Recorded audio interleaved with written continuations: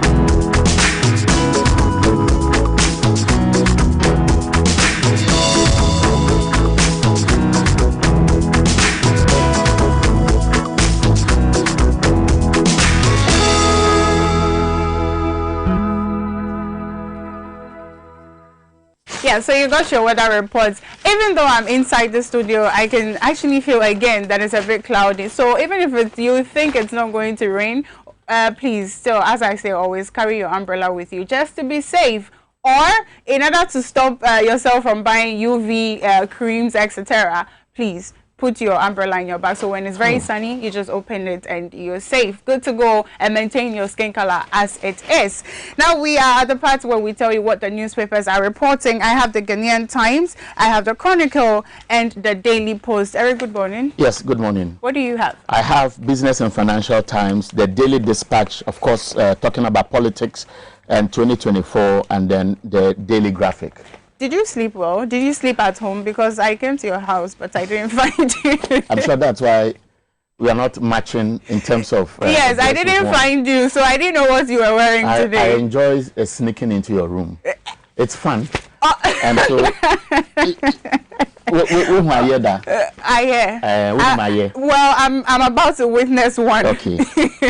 I'm about to witness one. Okay, I am one. You are one. I am one. On that note, the newspapers are reporting interesting headlines here that I think you would want to know about. Now it says here on the front page of the the Ghanaian Times, that a senior state attorney has been dismissed for accepting money from a witness in order to rule in his favor. Also, ECG workers on sit-down strike. But Daily Graphic is reporting that the labor union has said to them not to, because yes, the they are Labour not. Commission. Yes, the Labour Commission. You know, exactly. they are essential service providers, and those who are within that bracket are not supposed to embark on strike, because you can imagine that Ghana Water Company says, because of an MD, we are embarking on strike, taps will not flow, we will suffer.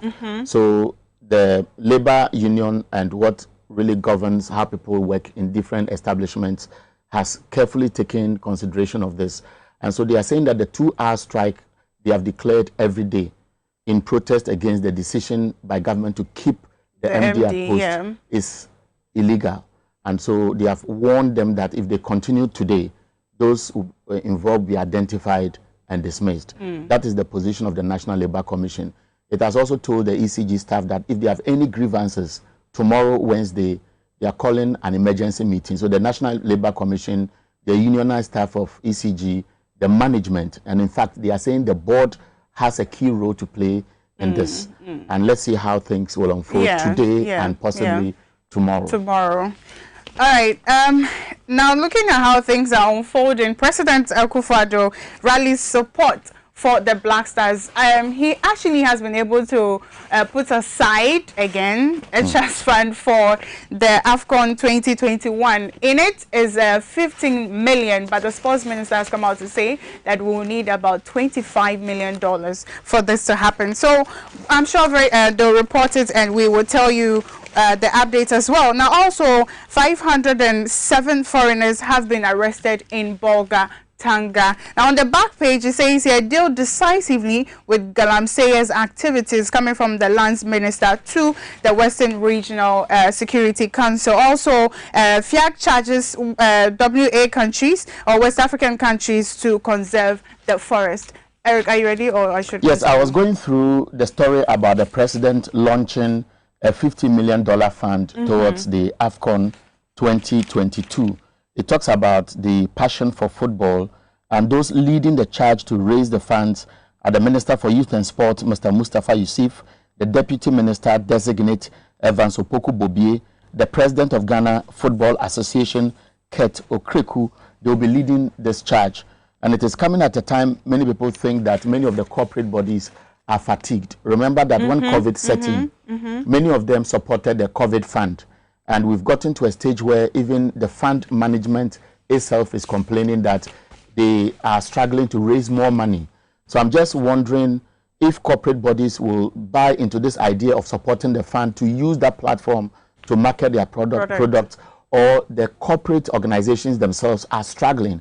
Because if government as an entity, even when government can go and borrow money under the issuance of bonds, is saying that the economy is tight and they are struggling to raise money, I can imagine how many industries are breaking even around this time to be able to support this bold initiative. Football is the passion of the nation, so let's pray that they can raise the money. Yes, we pray. Do you want to do but the the Moses is Kanasa. Kanasa. I've seen a circular going around from the finance ministry asking MMDAs that they should suspend all workshops, all training programs that are intended to recruit people into the services because there is no cash. I saw a ceiling of 70%. So we are in difficult times, and let's say something better may come up. But the front page of the Daily Graphic has, please arrest 500 foreign nationals in Bolga.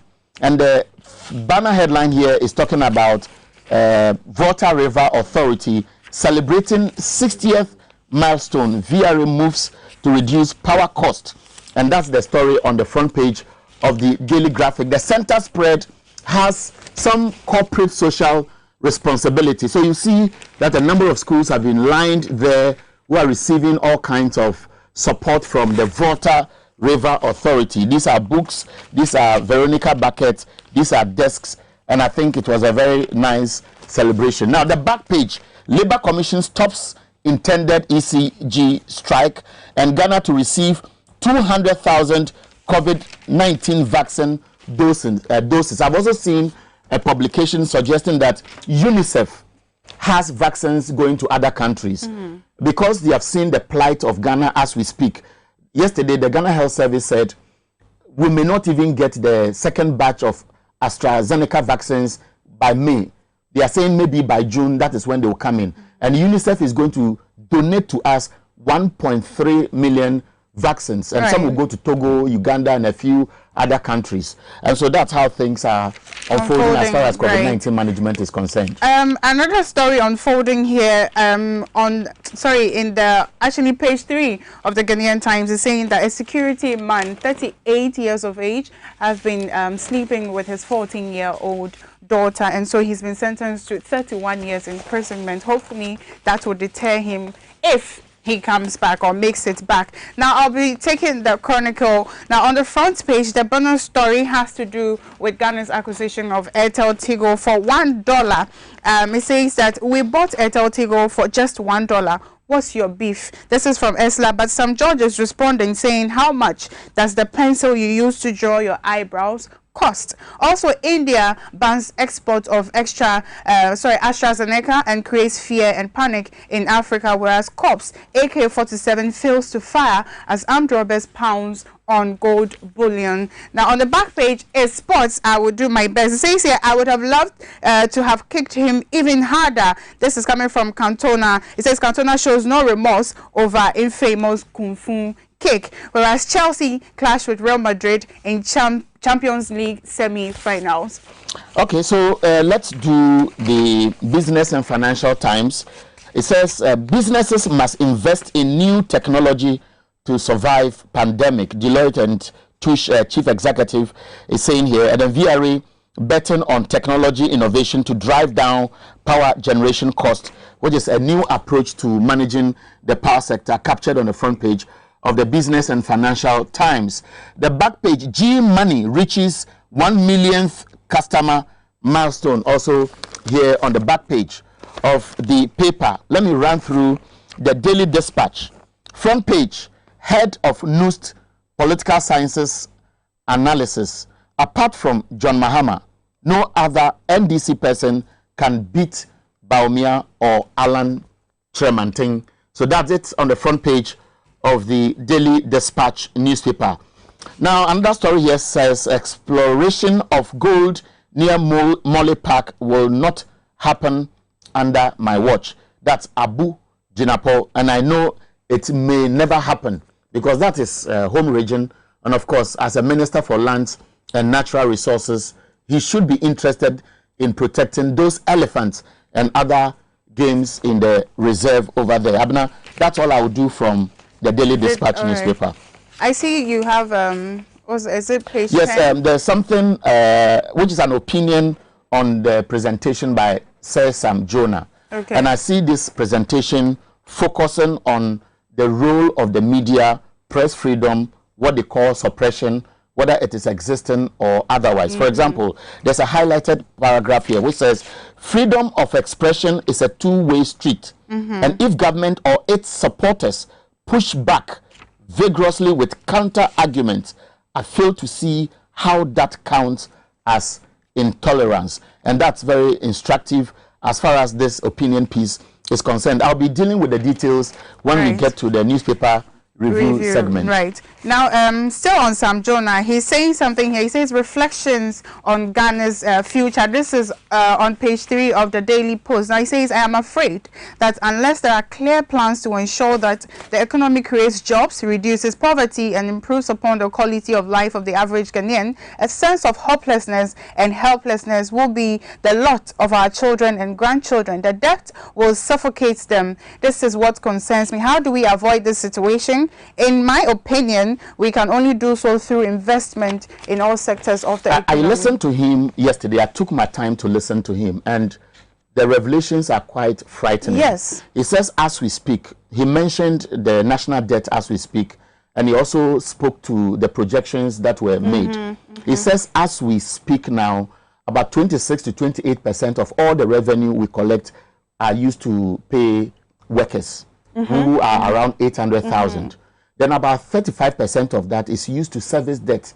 So what we are using to service the monies we are borrowing is what is more than what is used to pay all the workers under the public sector or the civil service in Ghana. Right. Beyond that, he's also saying that whatever we would need to pay for these debts, because some of the debts are 40-year long-term payment, 50 years, and so on. We have depleted our gold resources. And he made reference to South Africa, which was #1, and now about number 4 or 5 on the league table as far as production of gold is concerned.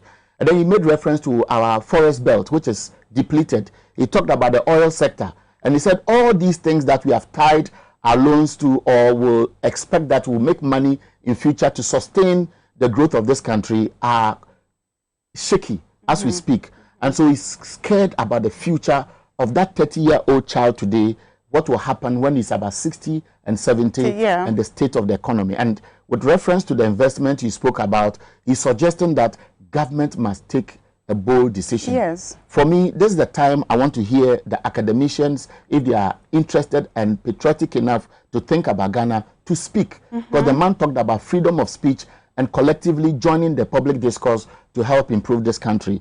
I want to see civil society organizations. I want to hear Otumfo. I want to hear traditional leaders speak to this issue, because it is the future of this country. And then beyond that, look at all the key stakeholders. I am surprised that for somebody like Sir Sam Jonah to speak, and you're not hearing institutions like TUC who are benefiting from what you and I would have to pay. Otherwise, tomorrow GRA may close that facility because we pay taxes. And if all of them sit, I bet you we will cry tomorrow. We are heading towards doom, actually. There's another thing which is of interest to me. Ghana Education Service has issued another timetable. I'll speak to that. You have some newspapers, so you it's still in a way on education, but has something to do with Muhammad. So it says that 2 NPP papers caught spreading false rumors about Muhammad. Now also, no election is worth the loss of lives. Army invasion of parliament, biggest assault on our democracy, still coming from Sam Jonah. A roads minister only constructing roads in his hometown. This is coming from NPP's women's organizer. So yes, you can do Yes, so Ghana Education Service, it will pop up on the screen according to how the statement appeared. They have released a new timetable for senior high schools. Some of the schools which have classified some of the students under the gold track will see first-year students returning home on May 4 to create space for final year students to go back to school. So if you check from the list, you have SHS students who have been classified under gold track to vacate on May 4. For schools running the double track system, from 2 batches on the green track will reopen on June 1st, 2021, while those on the gold track will vacate on May 29, 2021. Now the GES is asking the school authorities to communicate this to the staff, students, and parents to plan well. So Form 1 students in these schools who have been placed under the single track will vacate on June 15. For schools running single track system, from 2 students will reopen on June 1st, while from 1 student will vacate on June 16. Now ask yourself, you have it on the screen. If you are not confused by now, then you have a problem. I'm confused. I was if you have a child in school, one is in SHS 3, assuming one is in SHS 1, you'll be confused. Or gold and now or green. And some of the schools have classified the gold and the green according to the courses. One of the schools, for example, says all those reading general arts, they have decided to place them under gold. Right. And many of those people are coming home on May 4. Those doing the sciences are with the green track. But in other schools, it is something different. So you have some Form 1 students coming home, some Form 1 students in school. Form 2 students, some coming home, some in school, and the whole thing is messed up. So now if a Form 1 student from another school or from a different course leaves the school and is just walking about town, you ask he or she will say, oh, I'm general arts green or so. But you can't really tell. You remember that you were making reference to the call for a debate, if it is not too late, on how to manage our educational sector. And some are saying that the minister has said if you can pay. I don't know whether he was taken out of context or he meant it. But the reality is that school heads are crying. They are scared of being transferred. They are unable to speak the truth, and they want the parent-teacher associations to do their work. And the PTAs are saying government has also left a caveat that don't force any parent to pay. Exactly. So that is where the problem is. And now this looks messy, to be completely honest with you. it looks messy and it's very demoralizing. If I'm a student and this is happening, remember the challenges we were even facing with just the Lebika Shani that we used to do. So imagine how chaotic this is for the students. How are they going to even perform? Already we are complaining that students do not perform once they come out of school and they start working. So how are we going to be able to produce students who actually will be productive to the society? Government says last year was the Omoya Day. So Omoya this time. True and poor, they will be out to me. Anyways, we have to go make some money so that we can pay our children's school fees. So we'll be right back.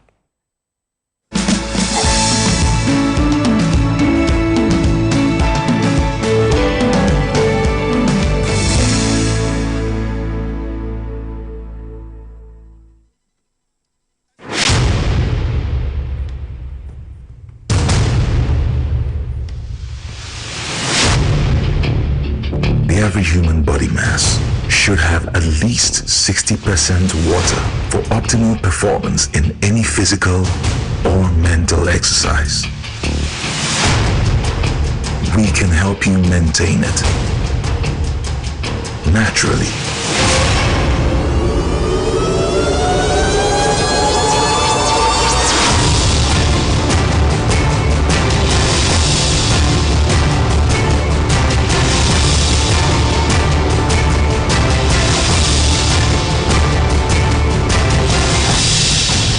Natural mineral water. Simply natural. I love makeup. Applying it gives me so much joy. But when it's time to take it off, nothing does the job quite like the Black Secret Makeup Wipes. When I go somewhere and I feel really sweaty, I take my Black Secret wipe and I use it on my face. It picks me up and I don't look as tired as I did when I walked in. Before I work on a client's face, I like to go over it with Black Secret makeup wipes to make sure the face is clean. It doesn't leave the face dry and tight, but it keeps it soft and moisturized. Wipes say your bodo. Barcope, and it gets the job done. Or baby, and the smell makes the experience even better.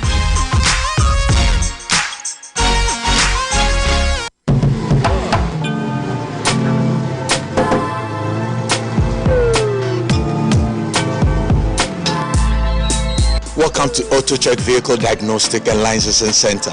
I hear my car can be checked here without going to so many hour crap. Sure.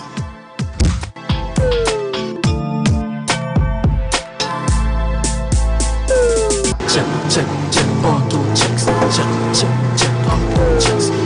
Check. Emission. Check. Auto checks. Alignment. Check. Brakes. Check. Visit AutoChecks at Koforidua Aquadum Road for the roadworthiness of your vehicle, from saloon cars to heavy-duty industrial vehicles. Madam, your car is now ready for the road. Thank you so much. Auto checks. Auto checks. Check. AutoChecks. Your safety, our priority. Check. Auto checks. Peace of mind is very essential in your journey to success.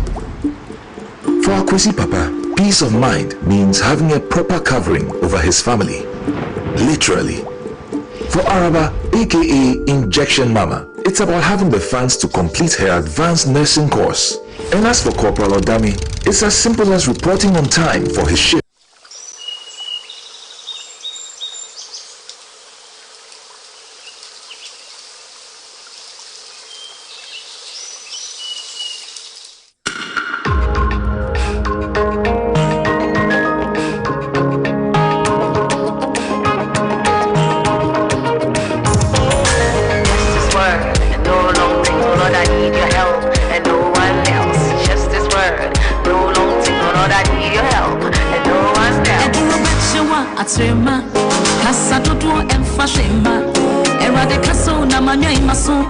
Just one word is all I need. I do not bet you want a terma. Casa do and fashema. Era de casa, namanya imasu. Just one word is all I need.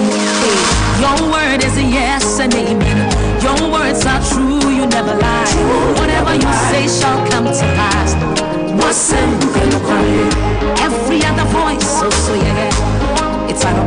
they can have it. Eradicaso, casa, now what do you hate? Every other voice, so yeah. It's an opinion, they can have it. Eradicaso, casa, now what do you Wasem, yes, so Onyami wasem, wasem, yes, so Onyami wasem, wasem, yes, so Onyami wasem, wasem, yes, so Onyami wasem, just this word, no long thing, oh Lord, I need your help, and no one else. Just this word, no long thing, oh Lord, I need your help, and no one else. Go. Demons tremble at your voice, mountains move when you roar, the dead will rise when you speak life. Wasem yempa, every other voice, so yeah, it's an opinion, they can have it. Eradicaso, casa, now what do you hate? Demons tremble at your voice. Yeah, I was enjoying the music. Now it's 7 o'clock, and you know what we usually do at 7. Today I have a surprise for you, and he's right here. Good morning, TSA. Good morning, Anapuna. It's nice to see you here. It's good to see you too. So what do you have for us today? Well, this morning, GS releases another timetable for senior high schools. Some SHS1 students to return home for vacation to pave way for final year students by May 5. And also, National Labour Commission directs striking ECG staff to suspend action or risk losing their jobs. And anti-graft agencies to closely follow Kisei Jaben's nomination as special prosecutor following public expectation of that high office and circumstances that forced Martin Amidu to resign. And also, government just calls for immediate closure of Kotoka International Airport over increased cases of COVID-19, among others.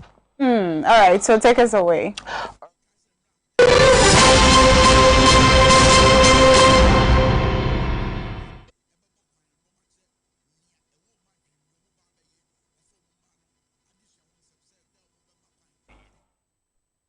All right, let's begin with striking ECG staff have been ordered to suspend their daily 2-hour strike or risk losing their jobs. National Labour Commission, which issued the threat, says it will call an emergency meeting to address the impasse over calls for the dismissal of the Managing Director, Kwame Agyemang-Budu. NLC described the strike as illegal. It reminds ECG that as essential service providers, they are bound to seek redress at the appropriate platforms. Now, yesterday, the action by some staff wore red armbands and hung pieces of red cloth with the inscription, ECG boss must go. CBS News has been following the development and reactions in the following report. Xyz News were denied access to the unionized staff when we visited the ECG office yesterday. We were also denied the opportunity to film or talk to anyone as we were directed to the leadership of the Trade Union Congress built to speak to the matter. The workers, among other things, said their MD, who has been in office for close to 2 years and has since shown lack of vision for the company, evidenced by misplaced priorities resulting in unavailability of critical materials such as meters, service cable conductors, prepaid vending accessories, maintenance materials, as well as delays in connecting and supplying meters. They also alleged procurement breaches, outsourcing of tax at a commission, and failure to plug revenue leakages resulting in system failures. But ECG boss Kwame Agyemang-Budu described the allegation as false and mere agenda by persons within to kick him out. The infighting at ECG comes at a time critics are crying over intermittent power outages and demand for proactive measures to address power challenges. Labour administrative expert Benjamin Arthur described the development as worrying. It connotes that, of course, a certain section of them are of the opinion that certain things have not happened the way they wanted. Therefore, they want the removal of the MD. But looking at the situation, this is not the way to go.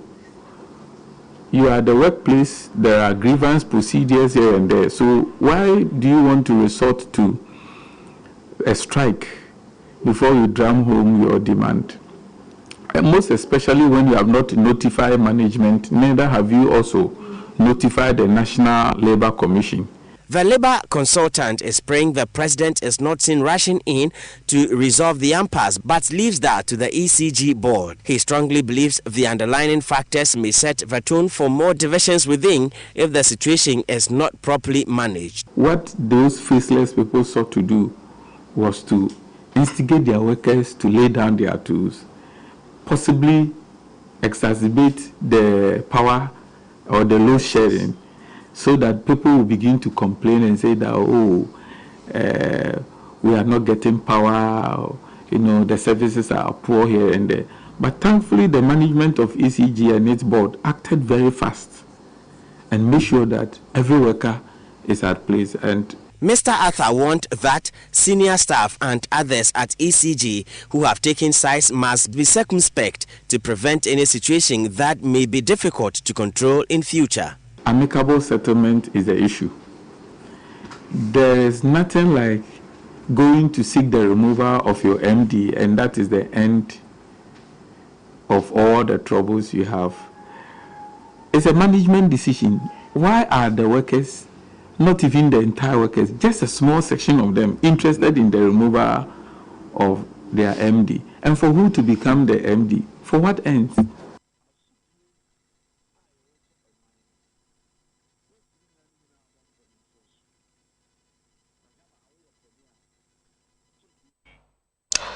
All right, so some other story. The Ghana Education Service has again released another timetable for senior high schools. The schedule makes for the return of final year senior high schools on May 5, but some first year students are coming home for vacation barely 2 months after they were admitted. Now, these SHS1 students have classified under the gold track to vacate on May 4. For schools still running in the double track system, Form 2 batches on the green track will reopen on June 1, 2021, while those on the gold track will vacate on May 29, 2021. GS, in a statement, urged school authorities to communicate the new dates to staff, students and parents to plan in line with the adjusted academic calendar for the year 2021 academic year. Form 1 students in these schools who have been placed on the single track will also vacate on June 15, 2021. For schools running the single track system, Form 2 students will reopen on June 1, 2021, while Form 1 students will vacate on July 16. Earlier this month, the Ghana Education Service announced that it has changed the reopening date for final year students in senior high school from Tuesday, April 6, 2021 to Wednesday, May 5, 2021.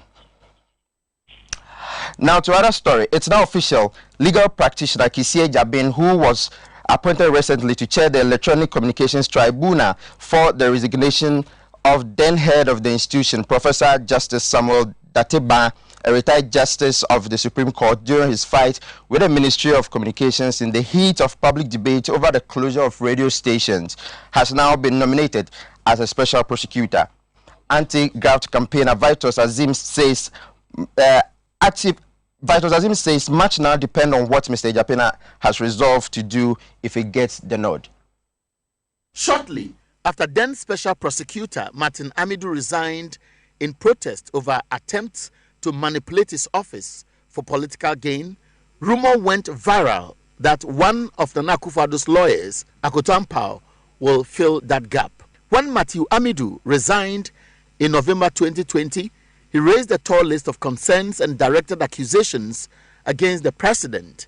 A section of the public privy to how the Auditor General Daniel Domlevo also left the scene have since harbored perceptions that the current administration under Nana Akufo-Addo is not committed towards the fight against corruption, a tag the president and the MPP have consistently rejected. News is now rife that legal practitioner Xyz Ejabing, who was recently appointed to chair the Electronic Communications Tribunal, has been penciled as special prosecutor.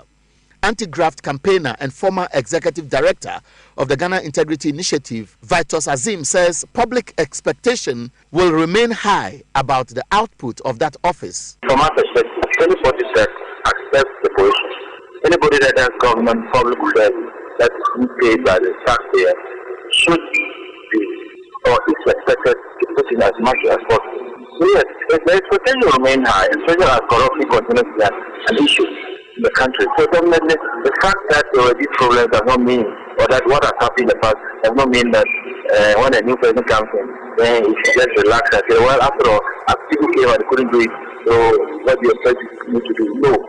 You have accepted appointment because you are willing to do the work. And so we will continue to have those high expectations of such a person. I don't know it personally, but the fact that the president acting like promptly, I think is a welcome news. Because we have early on appealed to the president to relation with the panel of the party special prosecutor. It's about 6 months now since Matamido resigned, and the deputy was acting. But we said that either you confirm the deputy or you appoint somebody for special country president. So now that the president has done it, I think it's a welcome news. The law establishing the office of the special prosecutor spells out 3 main objectives. 1. Investigate and prosecute alleged corruption and suspected corruption and corruption-related offences. 2. Recover the proceeds of corruption and corruption-related offences. And 3. Take steps to prevent corruption. One school of thought is that the involvement of civil society and perhaps the public at large in discussing personalities who may fit in as special prosecutor may water down suspicions of possible biases and manipulation. Vitus Azim says much will depend on the nominee. It should be a person of integrity, somebody bold that can tell the president that I'm accepting this position on condition that you do 1, 2, 3. Especially with that, the material and human resources. The president has to get assurance from the president that yes, I'm going to give you enough resources, I'm going to give you clearance to appoint your own staff, and I'm going to avoid interfering in the work that you do. I will give you all the necessary support. He is able to make these demands on the president. And of course, also try to be somebody that will not partisan. Look, I don't know which party belongs, but I'm just saying that somebody in the position of special prosecutor. Kisi Ejabing, who earned his reputation during practice as legal practitioner, was appointed by the Public Services Commission as chair of the Electronic Communications Tribunal effective July 8, 2019 for a 3-year period. He is a lecturer at the University of Ghana School of Law, teaches and researches into criminal law, international humanitarian law, international law, and corporate law. He holds a Bachelor of Law from the University of Ghana and 2 Masters of Laws, one in Marine and Environmental Law and the second on Corporate Law and Securities Regulation.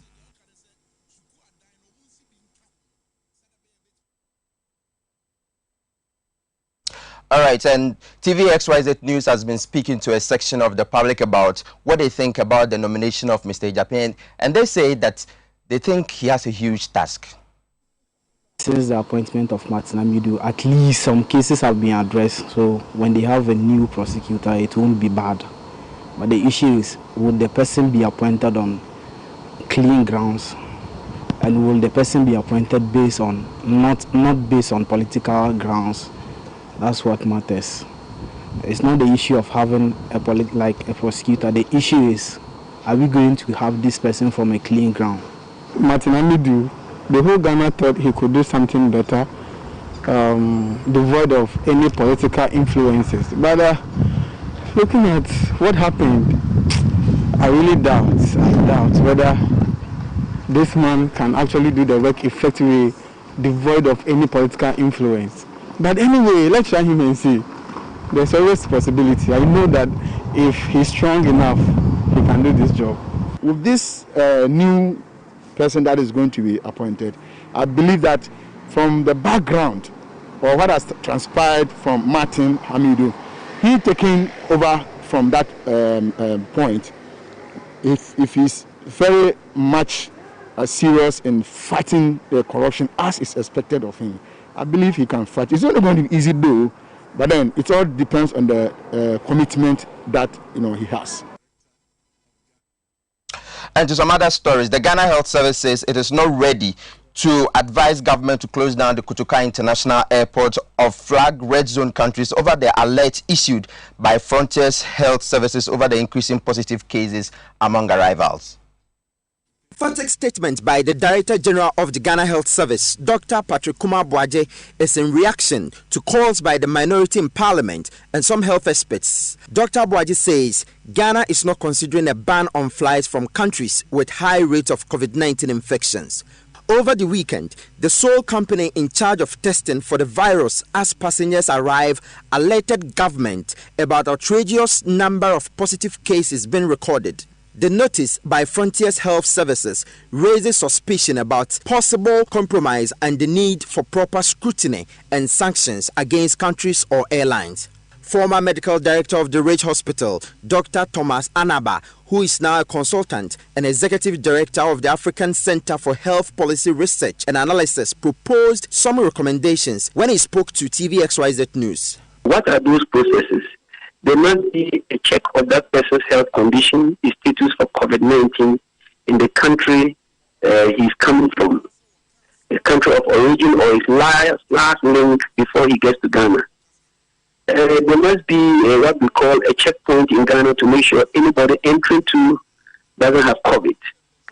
If it happens that at Kotoka International Airport, our system is detecting large numbers of COVID-19 cases, it simply means that the country where they are coming from, the processes there were not properly done.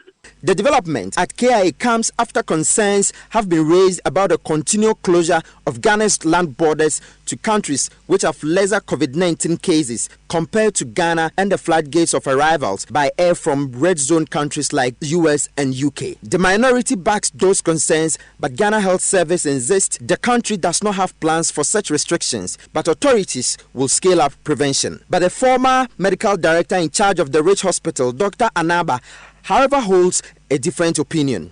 Our government improves the testing system, strengthens the testing system, puts in spies to make sure nobody skips the control mechanism at our airport so that people don't come in with COVID-19, and also get our embassies abroad to tackle those laboratories that have given certificates to people to come into Ghana that they are COVID-19 negative. Meanwhile, they are COVID-19 positive.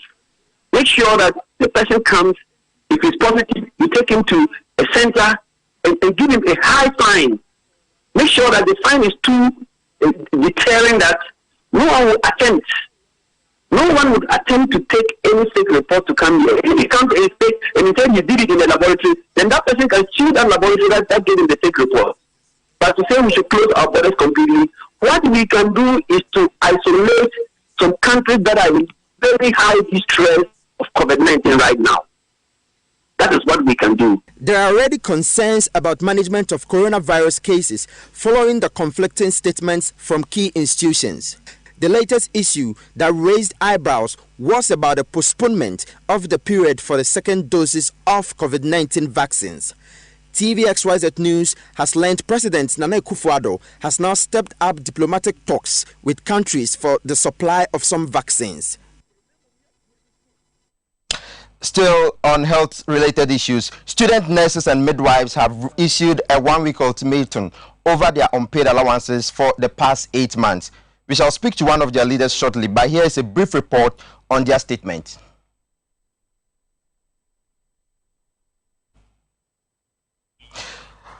Well, let's move on to some other story. MP for Sasala West, one of the deprived districts in Upper West, has donated 100 bags of cement for the completion of a self-help hospital project at Jeria. Jawa is one of the deprived farming communities along the Tumu-Hemle Highway in Sasala West. In spite of its proximity to the Burkina Faso border, Golu, the capital of Sasala West, like several other towns, are poor.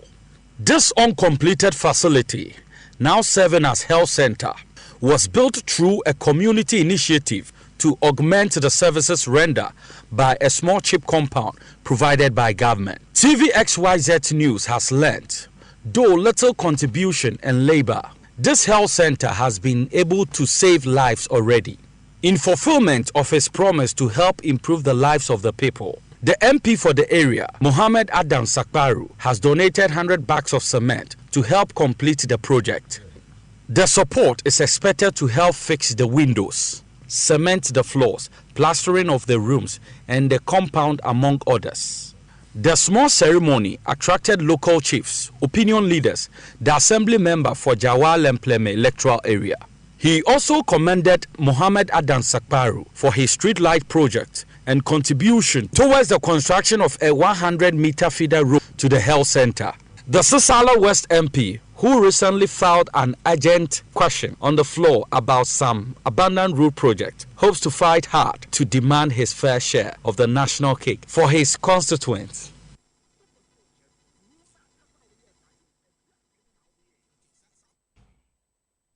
Okay, so that's some good move there by the MP for Sisala West. And this is how we end the news here on TV XYZ. Always do log on to www.myxyzonline.com for more news. Back to you, Nana Benasewa. Thank you. I told you I have a surprise for you.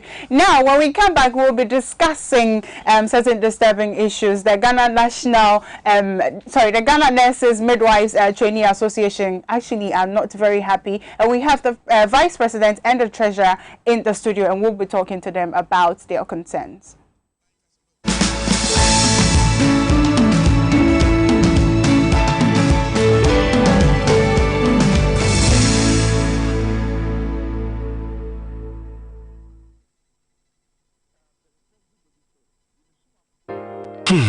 If a cry na menyisika, etia ye mefui.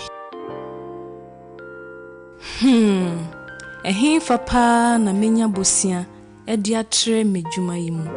Kai kra mabre, me busia ato taxi fufu. Suhum Rural Bank. Suhum Rural Bank.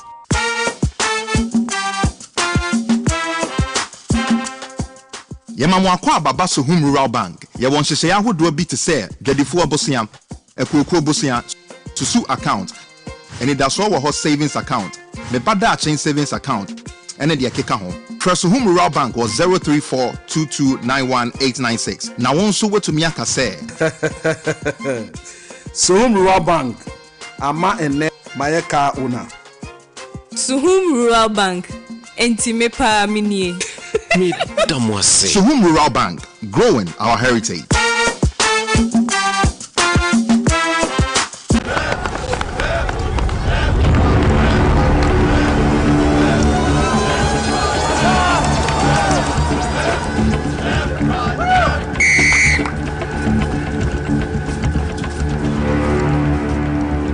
We are one man short. Should we invite him?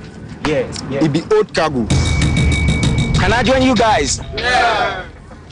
Always drink fresh, natural mix, mineral water.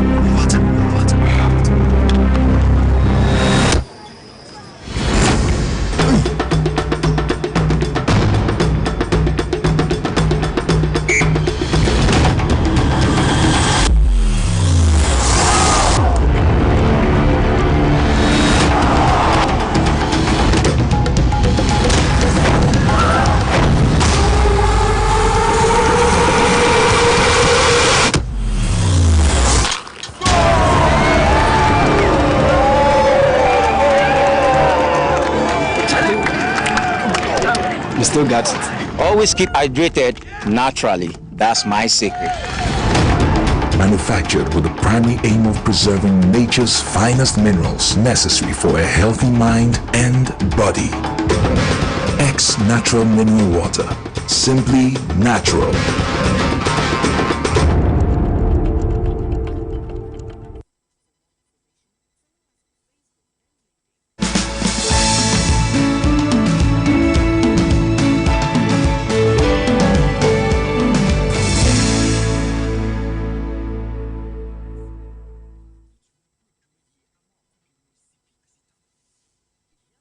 Welcome back to the morning update on TV XYZ. My name is Nana Abunasa. This show is brought to you by X Natural Mineral Water and, of course, Black Secret Makeup. Now, as I indicated before the break, the Ghana Nurses and Midwives Trainee Association are not happy with the fact that their allowances have not been paid. Apparently, some of them haven't been paid for 13 months, but averagely is 8 months, and they're here to talk about their plight, to talk about the impact it has had on the students. Apparently, they were not prepared that this wasn't going to happen, and some parents students, knowing that their awards are going to be paid, allowances have not been giving them tuition. And so it's been really tough on them. And we want to hear from the horse's own mouth. We've seen a statement that have been issued by them, but I am pretty sure that after you hear their stories yourself, you would probably help in the campaign to help them push and get this done. In the studio with me this morning, I have Madugu Richard Kwame. He is the vice president for the association. And of course, I have the treasurer as well. He's in person of Derek Apia. Good morning, gentlemen. Good morning. How are you doing?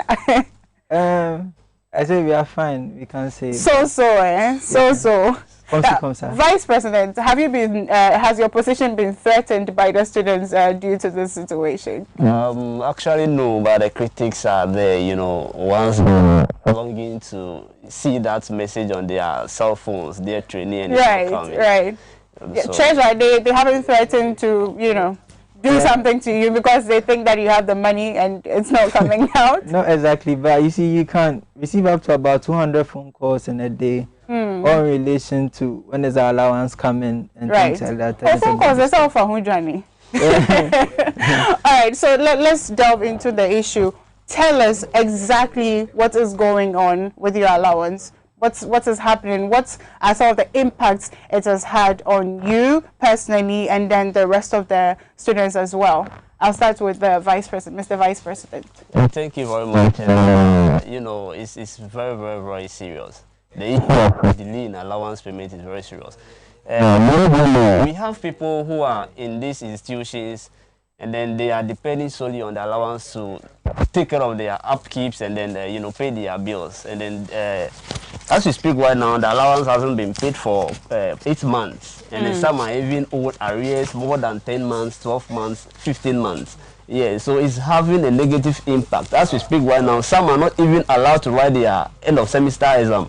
Why? Because they are not able to complete their you know, school fees payment. Yeah, so it's having a negative impact on the students. So what are some of the negative impacts that you have maybe witnessed or heard about so far? Okay, basically, so now students are made to struggle on their own because there's an understanding from parents and other would-be supporters that the person has allowances, so they can be able to fend for themselves. But then here's the case: allowances can delay for a long period. Right now, we are witnessing the longest delay of about 9 months on paid arrears, and I think it's a bit problematic. What have you had to do personally to be able to take care of your fees? Or you haven't been put in that tight corner? Personally, I mean, with the help of God and my parents, I think. So your parents haven't actually said that because the allowance is coming, they are not footing your bills? Personally, I don't have that challenge. Personally. Do you, Madugu? Yes, please. Like he rightly said, I am also not having that. You challenge. haven't had? Yes, please. And you haven't had any of your students also going through that situation? None at all? That I can see, because on our platforms, they do come at us, exam is coming, we have not received the allowances, how are we going to pay for exam? Principals are sacking us from schools, with so many issues. So they are not being allowed to write the exam because they have not been allowed, they have not paid for their fee. Right. And then they are also relating that to the absence of allowances. And right. Yeah. But what have you tried to do so far as an association to make sure that this situation is solved? Madugu. As a matter of fact, there is a body which is a stakeholder, Ministry of Health. So we have petitioned them on several occasions. We had countless meetings with them, and they keep assuring us that the money will be in, the allowance will come, until now. So we don't know when the allowance is coming. If it is future things, we can't phantom. So a lot of engagement was made, but nothing positive came out. Believe me, we just ended our national tour, and then you could see that all the problems, the challenges our members are facing boils down to the fact that they are not having money to pay their school fees. And then the delay, you have about 30% of our members. When you look at the statistics from 2017 when the allowance was restored, you could see that the applicants who apply for these institutions like the number is increasing. Why? Because some are there, they don't have what it takes to go to the university. So restoring allowance to some of them is like restoring hope. So they feel like, okay, I can now go into a nursing profession. And then whilst I'm in school, I'll be taking stipends at the end of every month. And then I can be able to gather such monies at the end of the month or the next semester. I'll pay my school fees. And then there is a delay. There's a delay. Yes. And then they are very, very disappointed. Right.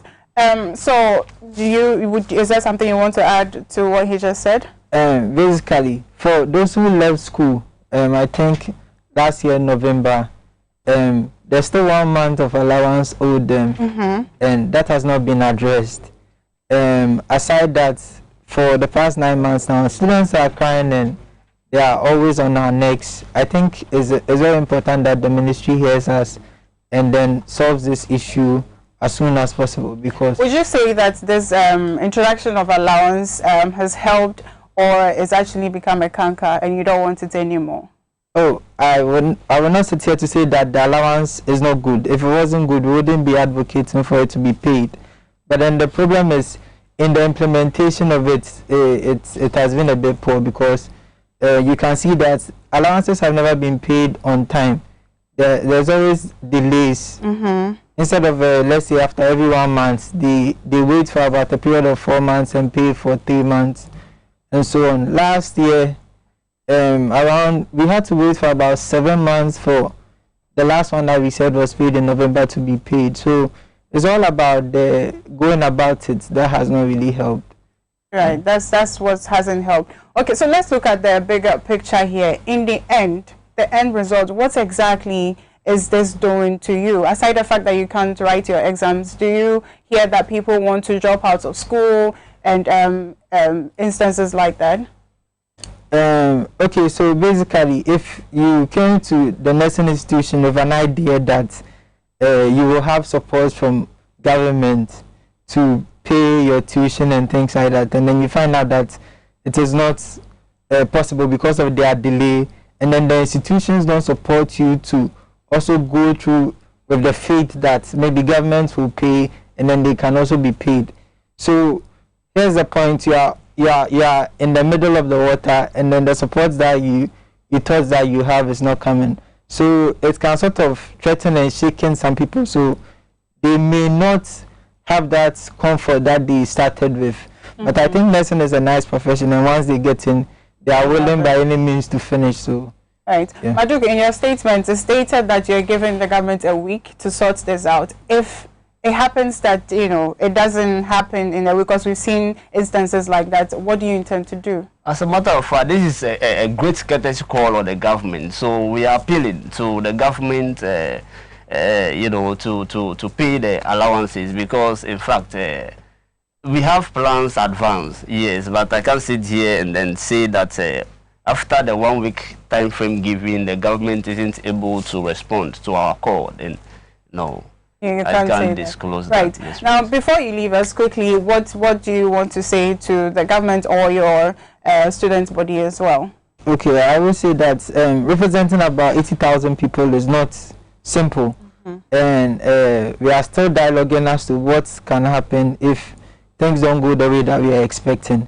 We are hoping that the government will respond, because it is not in our interest or in the interest of anybody to do something else, but then the pressures of the law allow that some other measures should be taken, and I think that is the direction that will be going. So right, thank you, gentlemen, for coming into the studios and talking to us, and I do hope that your plight is actually sorted out. Now, Mr. President, when you can any ferry and say yes, sir, pay the allowance for these people, because to be honest with you, when they come out, the work that they do, some of us, if you give it to us, we will not do it. I cannot stand the sight of blood. I cannot stand it when somebody throws up around me, and so they are doing a good job, and we need to encourage them, motivate them to do more for the country. There are people who I know personally are recruiting nurses in here, outside, and they are willing to go because they feel that they are not being treated properly. My name is Nana Abunasewa, and this has been the social segment on the Morning Update on TV.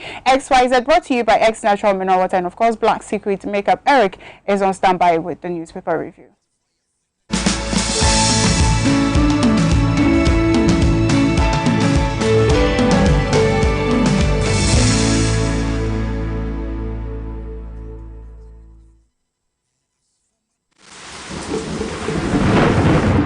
mind is very essential in your journey to success.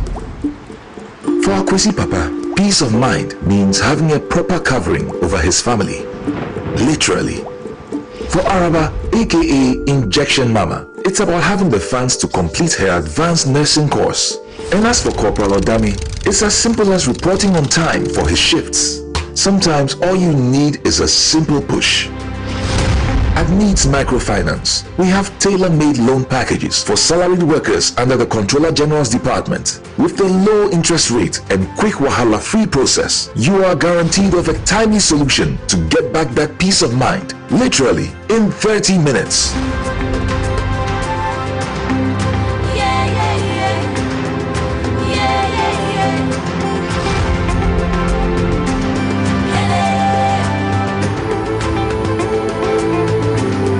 Needs Microfinance.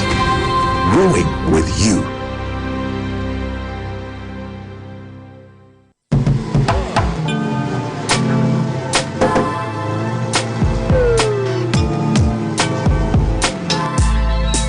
Welcome to Auto Check Vehicle Diagnostic and Licensing Center. I hear my car can be checked here without going to so many hour crash. Sure.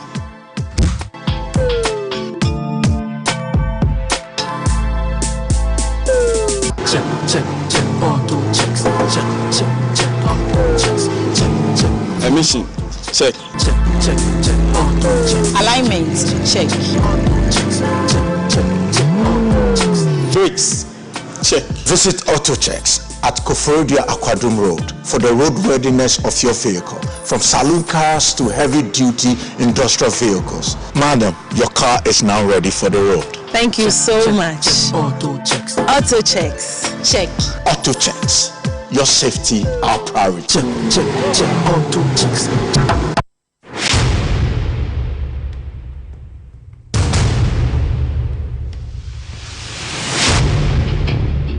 The average human body mass should have at least 60% water for optimal performance in any physical or mental exercise. We can help you maintain it naturally.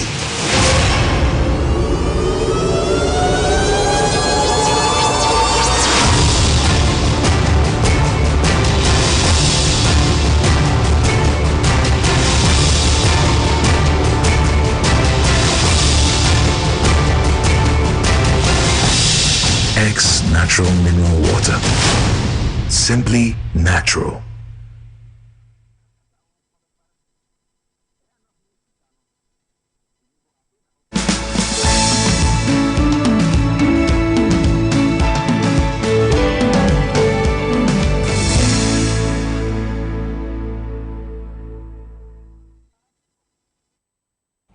Welcome back. This is Morning Update. This is TV XYZ Xyz TV. Follow us on Facebook and YouTube. This morning, I'm joined by two gentlemen.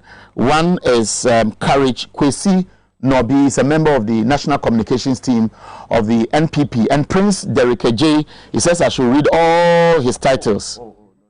But you sent it to me. I'm taking my time to read. He's a former presidential staffer, a former Deputy Chief Executive of the National Youth Authority, and former Deputy CEO of the Youth Enterprise Support at the Office of the President, John Dramani Mahama. So you're happy now. I told you to read all this. He's a big man. He's a big man, but the money finished. So right now, it do the move. Sure. Yeah, but that's on a lighter side. The next money finish, or the next is the next is it's a sad story. Maybe when we have time, we will look at this allowance to be paid to student trainees. Now, a lot of things are happening at the ECG. We know the staff are divided. National Labour Commission says they cannot be on strike because they are essential service providers. Tomorrow we know there's going to be a meeting. We know the board has met twice. Yesterday they went into a meeting with the management of ECG and it ended inconclusively, and we understand that they are likely to continue today. The fact is they have put the managing director on the spot, and all the problems at ECG is now his challenge because he has not been able to solve them. The conversation is about the role of the board in approving a procurement or contracts, the role of the board in other decisions at the highest level. So we'll be looking at this. Sam Jonah has spoken. He put the media on the spot. He put the economy on the spot. He talked about things we have failed to do over the years. We'll also look at that. And of course, GES has issued another timetable, and there seems to be a lot of confusion among parents as to how government is managing the education sector. And I'm sure you are also aware about COVID, the announcement or the alert issued by the Frontiers, which is managing COVID-19 cases that are arriving at the Kotoka International Airport. The position of government that we cannot assume that because of the alert, countries like US, India, and so on, which are still recording astronomical cases, must be blocked from allowing flights from those countries to come into Ghana. We also know that the president is directly speaking to countries at the diplomatic level to beg them, let me use this word decisively, to support us with COVID vaccines. We know the politics around it across the globe. And this morning, the information I have is that UNICEF is going to donate to us 1.3 million vaccines. And I just want to read a little about what UNICEF is doing. The 1.3 million doses are going to be taken from the consignment which was going to the Democratic Republic of Congo. And when they get this, number of countries are going to benefit. They include Ghana, they talk about Togo, they talk about Nigeria, and I think another African country. All these are going to be beneficiaries of the package. So there's a lot on the table. Let me start with you, Nobi. The conversation on these final year students who are crying more because if the allowances are not paid, it will affect their work on campus. Briefly, you will listen to the student nurses. What do you make of the concerns they have raised and the expectation they had from government?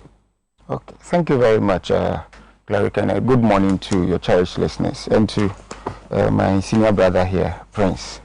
I mean, Prince by title, not by name. I think for one who was a student leader myself, I was National Secretary of NUCS and all of that. So any time the student unions or any of its branches speaks up, it's a matter of interest.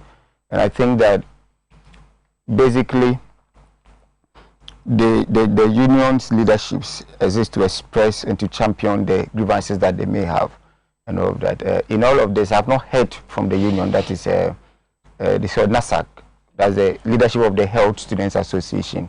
I've not heard from NUCS either, which is the mother union and all that. But we've had some students on some campuses express concern.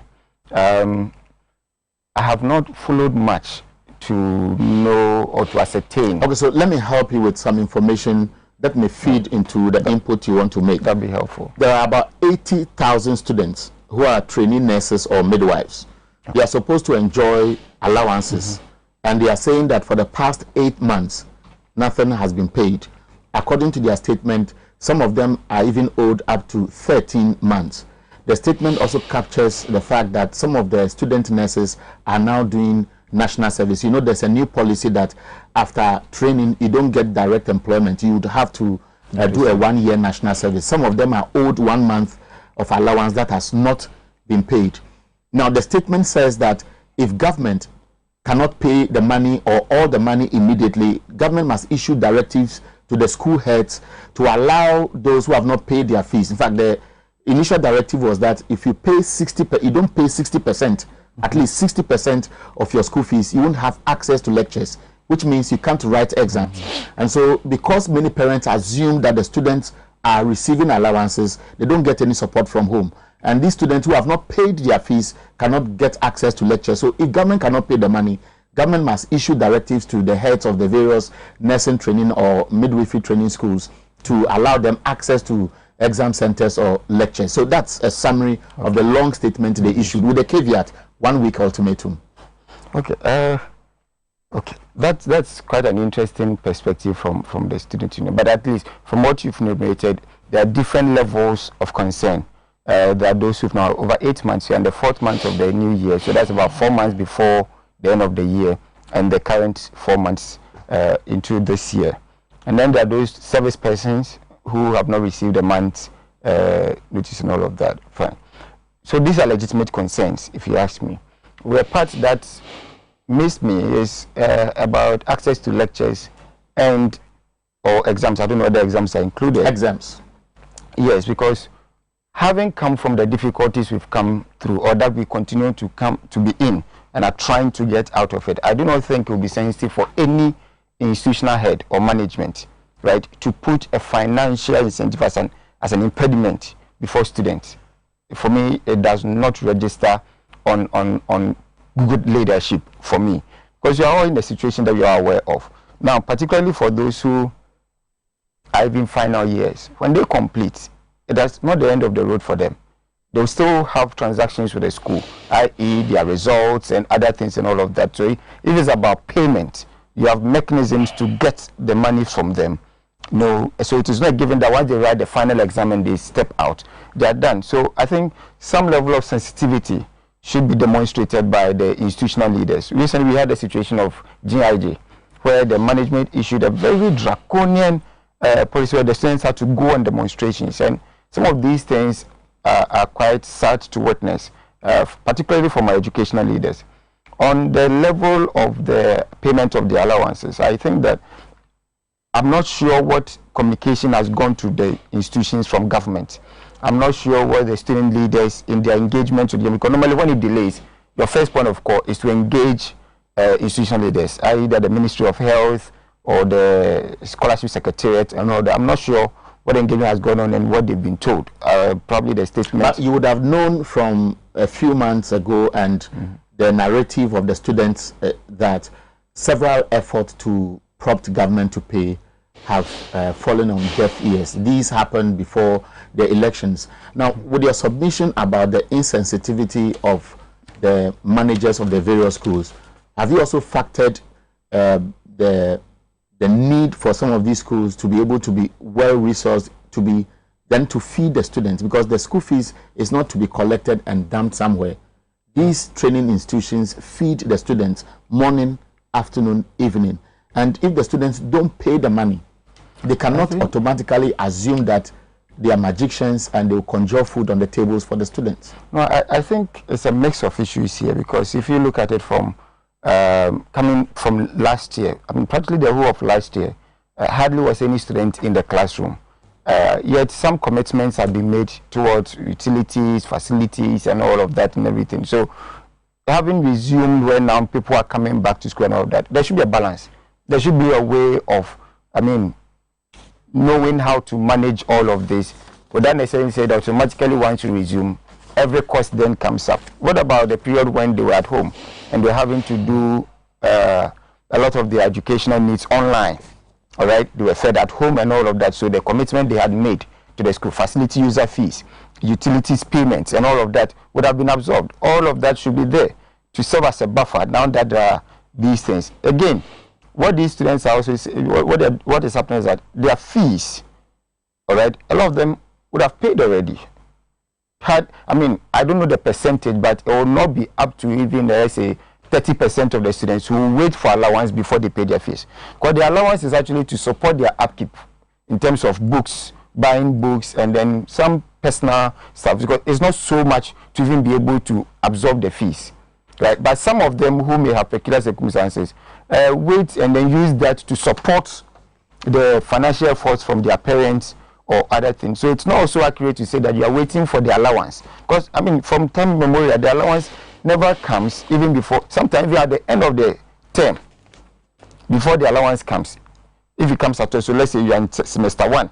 By the time semester 1 allowance comes, you are writing exams. No, but you are simplifying the issues, and I'll come to you shortly, Prince. So my last question is that we asked the deliberate question when the conversation was on earlier before we took our turn, that is it a lip service or an abuse of the children? 8 months is a long time. And so there was an option for the students to pay, and many students will have access, and government said, we are promising that we are giving you allowances, and as many will also be comfortable in school. It's a two-way affair, chicken and egg issue. Now, if the students will wait for 8 months, that is more than half a year, to cry for their money, then the value would have been lost. And so it is like you are psychologically traumatizing the students as government. What's your reaction to that? No, what is the rationale behind the allowances? Right? What is the rationale? It is to say that whilst you are in school, you may need some little support from government, you know, to cushion you through school.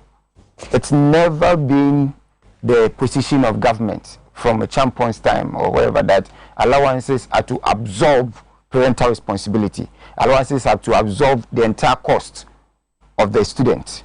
It's not been. It's only a little support. For which reason, I'm sure they've been able to come this far without even receiving it. Right?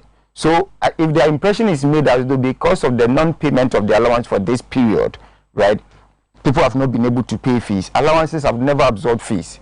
People have not been able to eat.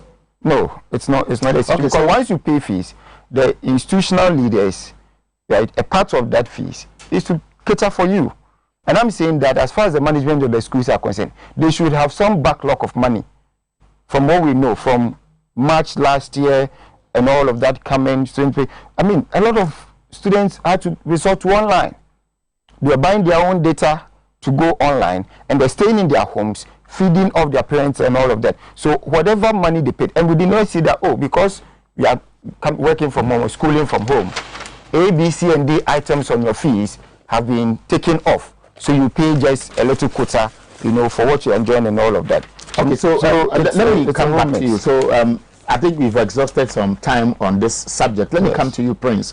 He makes an interesting point there that the training colleges are owned by government. Government is supposed to pay allowances to students. Part of the allowance will be used to cater for school fees or registration fees and so on. That's for students from very poor homes.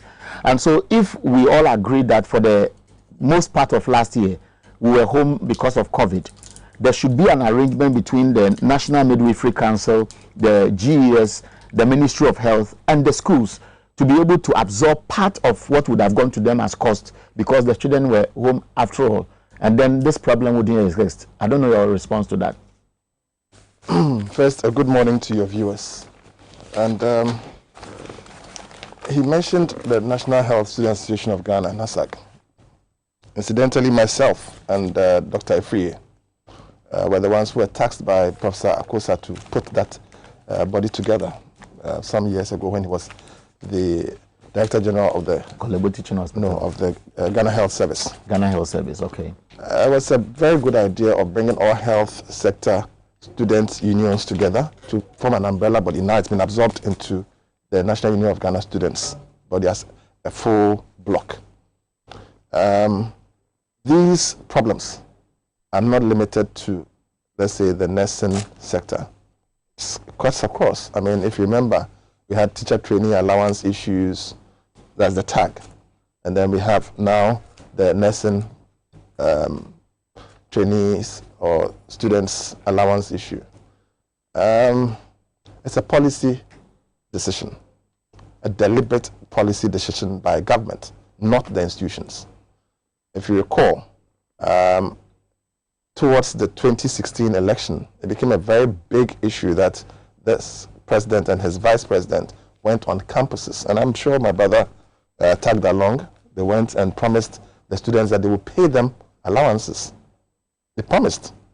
So this is actually a failed promise. No, but they've paid 8 months. It's not equal to, let's say, 12 times 4, which is 48 months for last year. Every policy that you make must be deliberate. It must be targeted. There must be resources behind it. There's no money. Ghana is broke. Ghana is heavily indebted. In fact, we are on our knees begging for vaccines. We are that broke. That is the true picture. The electricity sector, everything is collapsing. And the government must admit and tell the students the truth, that they've bitten more than they can chew. Even the education minister is not an issue of biting more they can chew or acknowledging that for most part of last year, it's not about COVID. We have been told the conversation, the narratives have been because of COVID, everything has changed to the low gear. If COVID was a human being, he would be dead. This government is blaming everything on COVID. Today, the education minister is even telling us that free SHS parents must pay. That is a change in policy. He hasn't said that. He hasn't said that. Can I, please? No. Now, he has made a statement to that effect.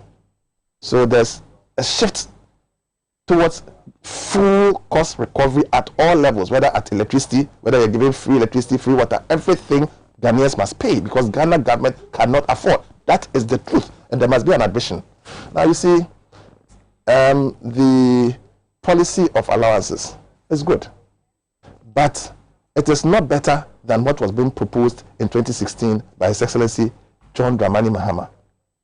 He was proposing that we cannot continue as a country throwing allowances at people. And remember, allowances, when you give, you don't get it back. So it's coming from somewhere. So you have a small pool of money that you are throwing some at people all the time, whether it's trainee teachers or trainee nurses, and it's not coming back. The reverse is that you have elevated these organizations as the TAG or the teacher trainees or the nursing trainees to tertiary level. Automatically, all tertiary students are supposed to enjoy the student's loan. So now you get the loan, which you will pay back. So it becomes a revolving fund, which is more sustainable than throwing and not getting back. For a broke country like Ghana, the better alternative was to have something that is recyclable. That was the policy idea of the NDC going into the 2016 election. That was one. But the MPP says many people have benefited because it has cushioned a lot of families. I will come to why we have reached where we are. We came from somewhere, and we must understand where we were going. And then the lies that were told, which has now come home to bite the people who told those lies. Now, you see, the revolving issue would have made it sustainable. That's the first one. Number two is that you can now get a bigger amount of money. Because you are borrowing, you must now borrow, let's say, assuming the allowance is 500 Ghana cedis. Now, for the loan, you are being given about 1,500 cedis, which can now cover almost everything that you need, including your books, etc., etc. But not for the 3-year program. No, I'm just giving scenarios. I'm not using the real figures. I'm just using it so that listeners out there or viewers out there can better appreciate what we're talking about. So the quantum of money that comes to the student is a little bigger than it would have been if it was an allowance. However, it will be repaid. Now, we are also guaranteeing you that once you finish school, you will be employed. And that's why the schools were being built, that's the E-blocks were being built, the hospitals, the polyclinics, the chip compounds, and all other health facilities. So as we'll have a large, employment, opportunity pool for all these students to be absorbed, and then the state can recover the money. And so more people can be trained. The other thing is that we wanted a situation where there will not be a quota system. Because there's another fundamental issue. The nurses or doctors or health sector workers to patient ratio must always improve for us to have good health care delivery. Same with teachers and other things. Now, when you have a system where you are paying allowances, there will be diminishing returns like we are facing today. No, but you would realize, I appreciate the tangent you are driving at, that at the end of the day, there will be more space because government will not be given freebies, and government can then admit more students. So we understand the quota system management that we are seeing today. But many of the beneficiaries have hailed the president. We've seen them on platforms. They have actually said that the alawa, which the students vehemently opposed when government decision at that time was that it is better the alawa should go and it doesn't care if it will lose an election because students will be denied alawa. The students, how do you call it, commended government at the time. We all saw the implementation. There was miscommunication. And so where we are today, the students don't seem to understand the policy. That is why that is why now that the chicken have come home to roost, it's important that we stress on the policy differential between the NDC position and the MPP position, the superior position and the inferior position. So now we can see, yes, invariably, government will have to now press the brakes. Maybe they may call for another national dialogue and then cause a policy reversal to the position where NDC was. Look, we are beyond NDC and MPP. We have a Ghana and a country to run. These students must be in school. We cannot blame COVID. COVID did not cause the financial situation in their homes alone. It caused it everywhere, including the state itself. the state's ability to pay has been diminished. But there is money in the banks and so on, which if you go to a bank and say, dash me money, versus give me a loan, what do you think you get? It's a loan. And the same thing applies to the state. So now that we know where we are, what do you propose we do? We do because government obviously will promise and may find time to pay. Yes. And you have suggested it's not sustainable. Yes. What do you think is so the best we must do forward? it the John Mahama way. One is that as a state, the constitution is very clear on what we should do. We need to move towards progressively free education at the tertiary level. Basic education should be free, compulsory, universal. That's FQIP. We have moved even the free SHS. It was supposed to be progressive. Somebody said at once. Now they are doing a reversal. At tertiary level, all tertiary is supposed to be progressively free. Promises were made. Chimpe came. Somebody said he was absorbing all. Scholarship Secretariat came and gave some verbose, campaign promise, which is not being fulfilled. So now we must go to the sustainable one. That is one. We have the student loan scheme in place. It must be implemented. Government must bite. Must go back on its ego and just tell the people what has to be done. So they must be given the loans. Two, the point is that the quantum of the loan should be significant so that the hardships that the students are going through, the parents are also going through similar hardships. The parents don't have the money to give. It's not as though because of the failed promise of giving alawa, parents couldn't give money. Most parents don't have the money because many businesses have already collapsed. In fact, the other thing is that is why the alawa is relevant at this stage as we speak. It is about money. It's not about alawa. It's about money. If you are given a loan of 1 million cedis versus alawa of 500 cedis, both is money. One is higher. Which would you choose, the 1 million or the 500? Are they free? No, you see, but the free is not sustainable. Okay, and that is the point we are making. He's attempting to come in. Let me give him the opportunity to rebut, and then you can conclude, and then we'll move on. Great. I think it's interesting listening to my brother here. You cannot, for the effect that COVID had on our lives, where productive activity virtually ground to a halt, you cannot say that the difficulties you are having in this country presently is not due to COVID. Of course, check the trajectory from 2017 up until COVID and how the economy contracted. We had to, go down because of over a year of unproductive activity. That certainly is significant. I find the position of my brother here very confusing. In 2016, they did say that they were cancelling allowance, all right, and that it was a principal position to go. President Mahama put his presidency on the line a year before and all of that. Before the 2020 election, the same President Mahama was going about campaign that he will restore. No. The allowances. So in 2020 elections, you said, no. The allowance you pay, and that position was a mistake. 2021, Mr. Prince is telling us that position, all right, was also wrong or was a mistake or what? See, that confusion is what we don't get, and that is when we decide to do this policy without much of candor.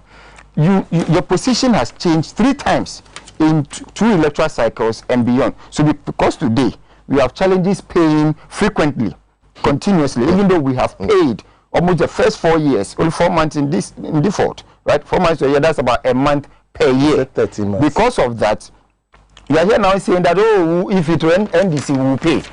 I don't think we can continue that way. Then you say that U-turn, you confuse it by saying this loan school and chamber issue. As we speak now, the Scholarship Secretary has issued its guidelines clearly that so long as you possess your national ID, which proves that you're a Ghanaian citizen, you have access to obtain the loans to continue at the tertiary level. Now, when the 1992 Constitution says that basic education... Does that affect students at the nursing training or teacher training colleges? To the extent that they are now classified, that there's a classification that pushes them, particularly the teacher training colleges, to a tertiary bracket, because now they are a diploma awarding institution to be graded. Once you enter that bracket, there would have to be that rationalization for you to get on board. Let me take one word from you out of the recommendation he made, that it's about time we look at Ghana first and look at a sustainable way of managing some of these things. COVID will live with us for some time. And if you look at the projections by IMF, government may have some difficulty as we speak, and because of lack of fiscal space, government may want to go and borrow. So there are projections that our GDP to our debt ratio will continue to rise. Would it be appropriate for government to admit that, look, the best solution, because times have changed, is that let's ask the students to go for loans and give us some space to get the same money for other things? Would you subscribe to that, yes or no, so that I can come to him for his rebuttal and move on to another topic? I think it's an issue that will have to be looked at in detail, because if they are to go for loans, right, that is only deferring the payment. So is it really significant in the case of the health training association, the health training students, or the training students? And again, as we sit here, and the government is already providing a lot of buffer, because, like he said, a lot of homes and all of that, due to COVID, some people have lost jobs, and they don't have the money, right? So will it now be fair to now come and say that, okay, now you don't have the money because of the economic challenges you're having due to a natural disaster and all of that? So, but still, we want you to now defer the cost to commercial entities like banks for a loan rather than that. It only means that we settled with it ultimately. Kwesi Nobi is a member of the NPP National Communication Team. So let me give you 2 minutes for a quick rebuttal, and then we'll move on to another topic. Well, the first point is this, that yes, indeed, many homes or families are reeling from the effects of COVID. But those same people are being overburdened by irrelevant taxes today. Nuisance taxes introduced by the Akufo-Addo administration. Nuisance taxes to further kill those who have survived the effects of COVID. That is our reality. And these are the parents of these students. Ghana today has been on a borrowing binge for 4 years, 4 months. Borrowing binge that has made Ghana near HIPIC, beyond HIPIC, heavily debt distressed. Okay. That is our reality. Now, so if the country believes that borrowing is not bad, giving loans, which is actually a constitutional right of these students, one that is backed by policy. Please. The Constitution says you have 1 minute. The Constitution says progressively free. Now you don't have the ability to pay. But you made some reference, which is very instructive, that the narrative of the NDC in 2016 and 2020 were not the same. It is misinformation. So it's a U-turn. No. The NDC made in 2020. How do you respond to that? It is misinformation by pro-MPP media, the president and his vice, and the media communicators, the 6 million CD people, which has been at play. The truth of the matter is that we have been consistent. We have said, NDC under President Mahama did do a few things. The first one is that you must be able to guarantee that those loans will be paid back by creating the job opportunities. They have not built one hospital. No. I'm saying that it is important. Your time is up. Anyway. So let me move on. Now, there's this conversation about the former boss of Anglo Gold Ashanti, Sam Jonah. He has spoken extensively. All of us know the issues he has raised.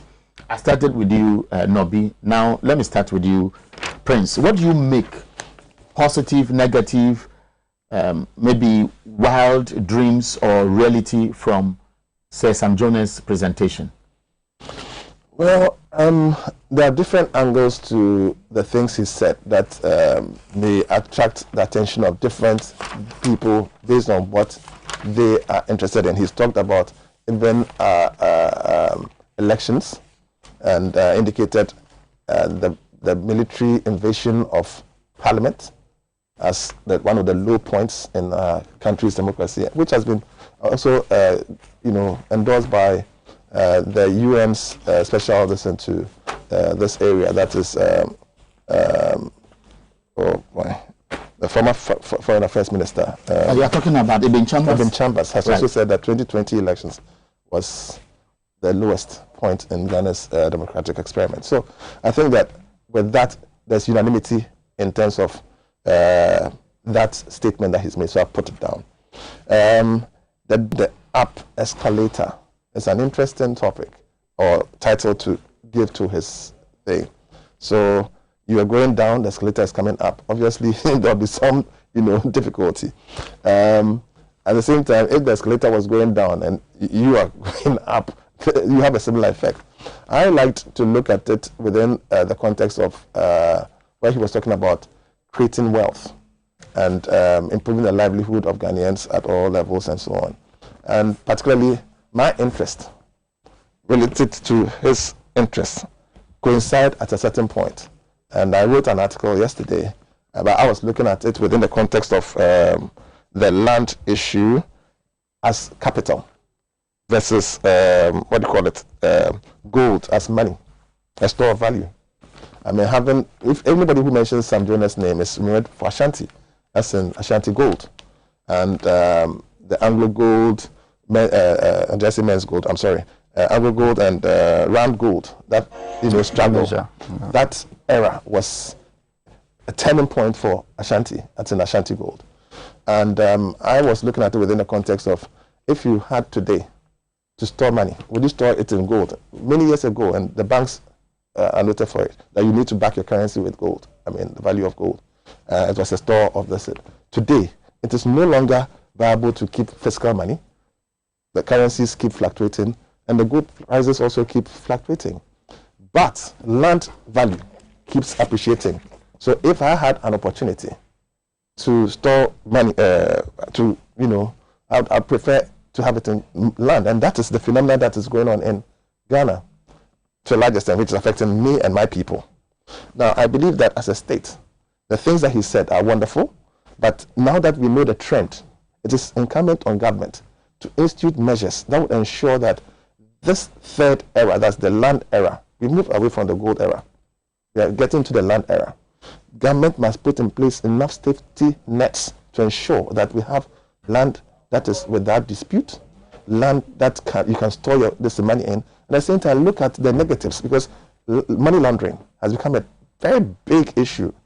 Recently, we've heard the real estate developers people, we've heard the EU has blacklisted us for money laundering and so on. I know the EU is working out to reverse that position as we speak. Well, but the bottom line is that it's escalating.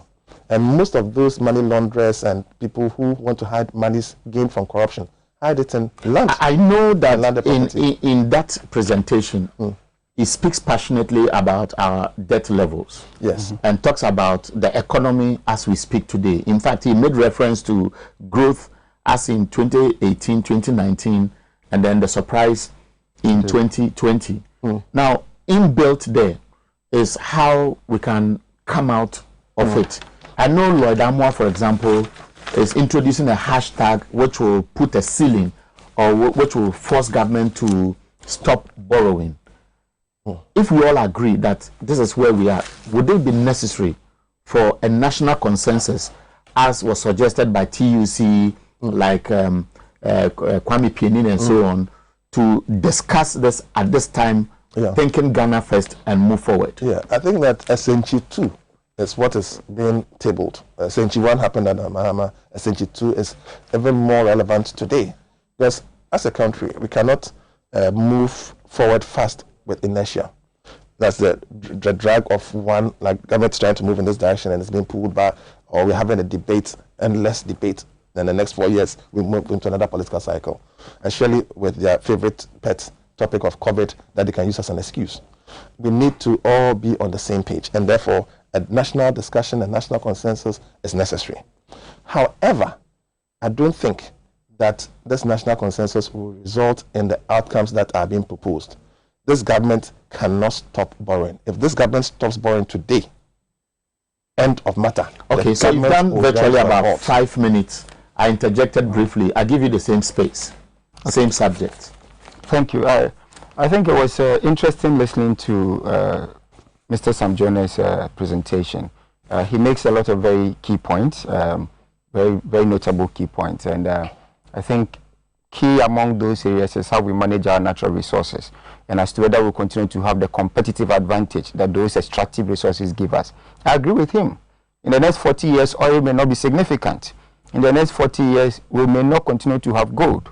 So if we then allow things like galamsey to decimate our environment, and all of that, then we are in a serious problem. And I think that is why I continue my call, that the government has everything that has to do, any and everything it has to do, to make sure that that scourge on our nation is stopped. We cannot continue to have that free space for people to destroy our economy, to destroy our country, to destroy our land. But the key thing is that even after that, the land is not even reusable. But he speaks more to other things, such as indiscipline, and links it to the road. So he's zeroing in on road indiscipline and the accidents and the deaths that we are seeing. Clearly, there are even more serious issues. Our licensing regime is a problem. Our car regulation regime, roadworthiness. You meet some cars on the roads and you wonder under what regime, by what magic they have roadworthy certificates. Then you look at our road network, quality and design. It's also a major contributor. I do not understand, and I've started a campaign that the Accra-Kumasi highway needs dualizing completely. And so the government must be up and make sure that some of these things are done. I like the work that's being done by the DVLA, tightening up and streamlining the licensing regime and all of that. But still, Goro Boy phenomenon continues to exist. There are a lot of loopholes within it that we need to deal with, so that we can reduce what happens. What is the quality of people who can get behind the wheels? It's a free range. You touch it, politics comes in. You touch it, politics comes in. I remember in 2008 when the President Kufuor brought in the motor courts. Yes, partly it is said that the elections was lost to the NPP because of that.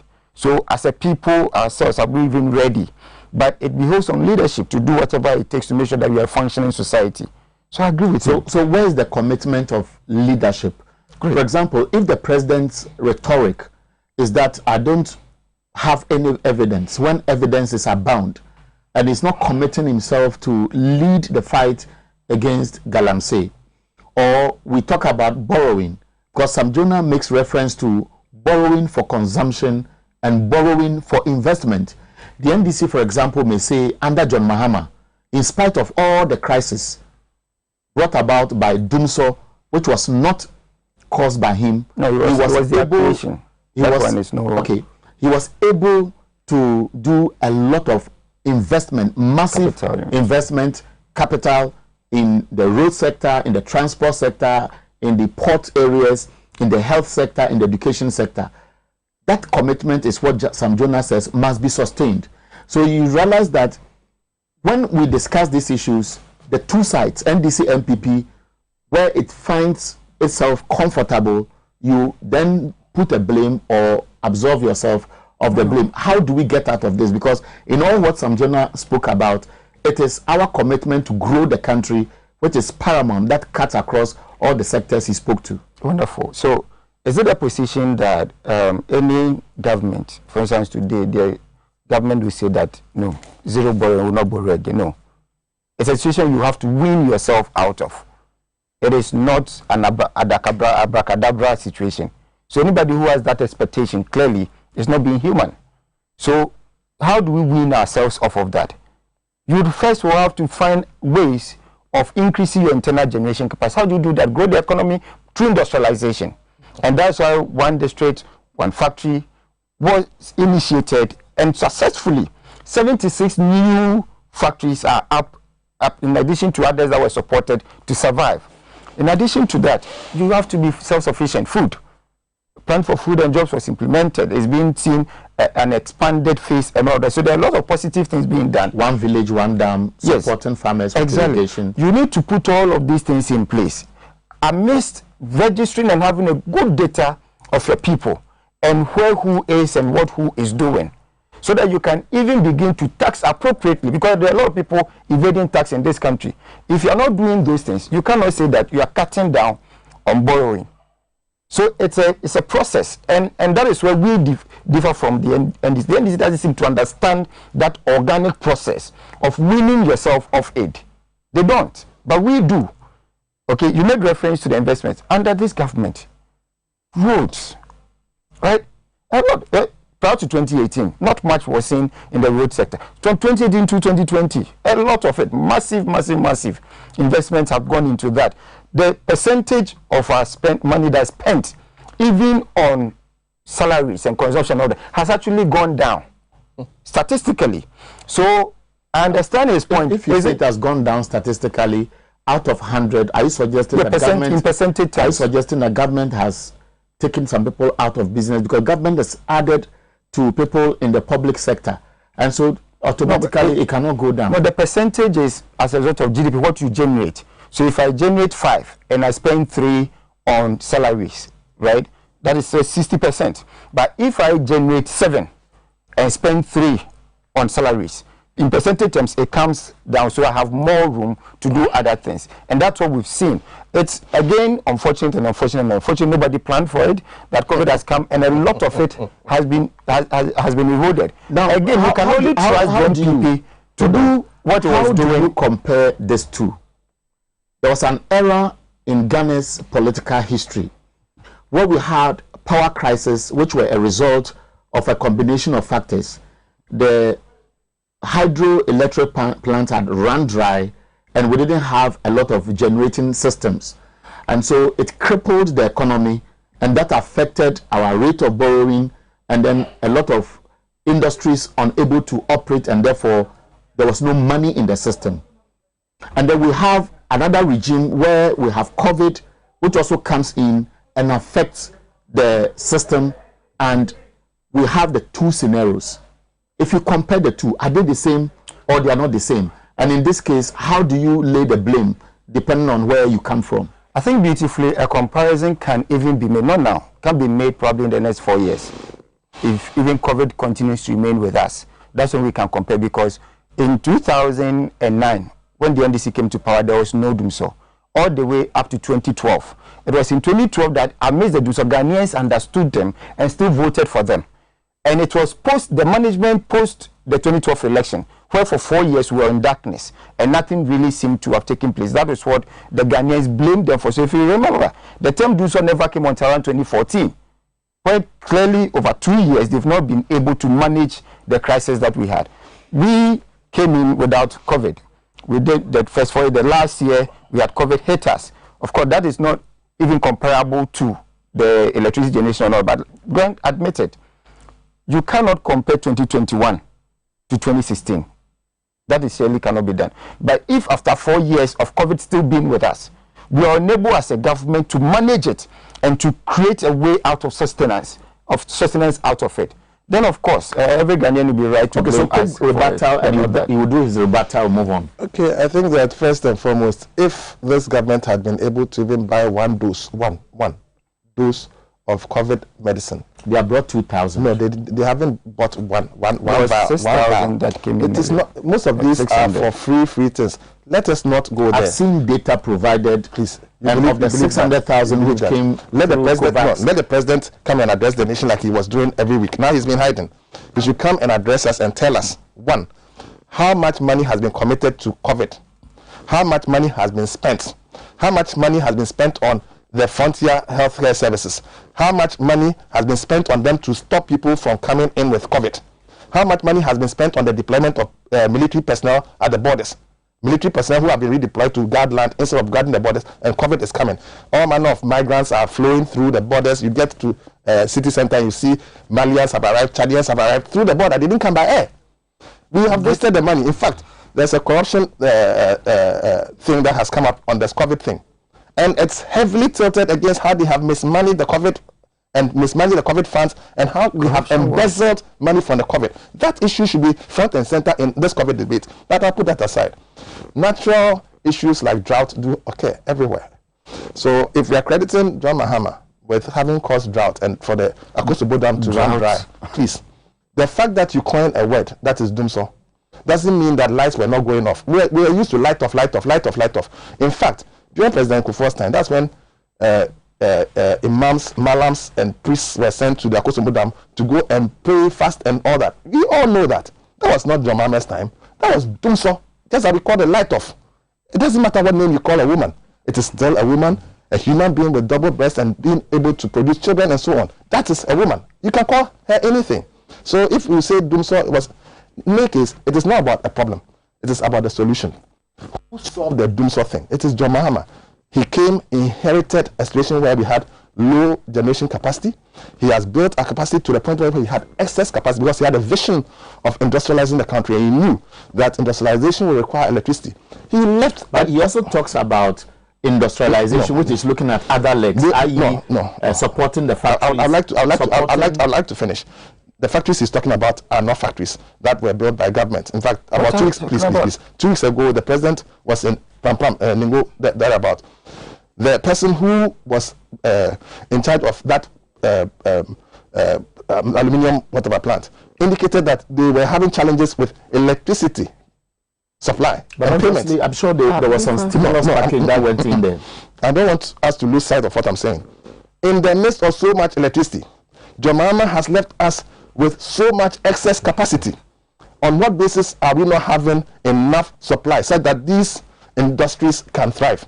In any case, if indeed we have so much electricity and these cannot run because the president and his government cannot pay the IPPs, they have underfunded VRE, they have embezzled monies from ECG through the PDS, which people should have been prosecuted by now for, then they should not be talking about one district, one factory. Okay. If you want to talk about one district, one factory, you cannot talk about it without looking at the Africa Continental Free Trade Area. Trade Secretary should have been at the trade fair. Go to the trade fair today. No, but we were told that they were going to build a secretariat there. By who? Please. No, by who and when? I beg you, please. You are in government. Go and find out from. No. You cannot just make allegations. Ken Ofuriatta in 20. Please. Ken Ofuriatta in 2019, 2020 indicated that he had secured $2 billion in 2 years. Oh, please. I beg you, please. Go and find out. $2 billion, and that they were going to do the trade fair redevelopment, which empowered the CEO. And that was not to be. Excuse me, please. I've been quiet when you talk. Just pen it down, or you can text Ofuriatta and ask him if I'm lying. He's watching the TV. Now, they have demolished people's businesses. Raymond Archer's multi-million-dollar business was raised to the ground alongside about 30 other Ghanaians' businesses. This was not COVID. This was not COVID that raised those businesses down. Ghanaians' livelihoods curtailed, just like that. And you talk to me about one district, one factory. That one factory is equivalent to all the factories that you have built your so 3 far. minutes. So let's be serious. Let us be very serious. Okay. So your rebuttal. Thank you very much. It is interesting. B5 Plus, the steel company that was inaugurated recently, B5 Plus is a company that has been around. That particular steel plant is as a result of the stimulus package that was delivered by this government for them to be able to expand, to be able to employ more. But I'm saying is that in addition to all of that, because the 1D1F policy has different strands, one of which is the stimulus package for existing companies that are struggling so that they can be sustainable. But there's another strand where we partner with private sector to have completely new development, new factories come up. And that's why I'm saying that 76 factories now in existence that would not have existed but for this policy. You see, the NDC usually does not understand these processes. And they just want to poo-poo and poo-poo and poo-poo. But that was what we said. But at what point? The census included Nobody said at any point in time that the redevelopment of the Trade Fair Center, we had not seen any proper redevelopment over years, was so that it will serve as the after headquarters. At no point. And he refers to the Honorable Finance Minister. I'd want him to refer to is it in any budget? It was no captured anywhere. The $2 million was to redevelop it as a trade fair. For years now, it's not been functioning as a trade fair center again. I remember when I was a child, business was functioning there. You have demolished it. When you divert property meant for public use into private hands, and it is dealt with, then you now come and say that somebody is collapsing business or whatever. Archer's business was public property. Put that aside. He had the after headquarters is well here in Ghana, and it is not for show. It is not for nothing. It is because that they have seen certain giants that have been taken by the country, and the environment started under President Mills. You see, let's give. I think we need to correct him. Is the country only for I said giants that have been made by the country. Nkrumah initiated that. Professor Mills pushed it further forward. President Mills, Mahama did. When was the after? It is only during a tenure that it's come to fruition. When was the after being developed? In the first place, the African Free Trade Area, when was it developed? For it to make reference to Nkrumah, this rhetoric, this false rhetoric is what we must eschew from our politics. I think that is what is important. I think that you don't understand African Union. You don't understand the AU thing at all. Look, the OAU, its fundamental blocks were all laid out in a master plan, and it included trade. Look, you can call something what's your name today? You had a guy name in school. The fact that you had a guy name and now like OAU was once OAU, now it's AU. Is it a different thing? Please let us be serious. There was trading amongst ourselves as one of the fundamental pillars. But I want him to understand that means trading among African countries was fundamental to the setting up of the OAU, now AU, and the after is that fundamental block. Let him speak to his issue. Then but he said I was lying. I want him to understand that he doesn't know what he's talking about. It is interesting, and again, I'll keep saying that it's interesting listening, because when you don't take principal positions on issues, there's a confusion you fall into. In your mind, the setting up of the Continental Free Trade and the agreement being signed and over 2 years before they now have to have an office and all of that is a follow-up from the now AU, which was constituted in 2006. The OAU of OAU that was set up, advanced by Nkrumah and the rest and all of that, had come so many years. Forth to that, in 2006 there was a review, there was a conference right here in Ghana where new steps began to be taken. Subsequent to that, Agenda 2063, right, was formulated, which I've seen all these boys come here. And when I was speaking, you see, he is unrepentantly partisan. When that thing and that is his problem, the unrepentant partisanship. Because what I said was that it is a giant that's being taken by the country. I didn't say NPP.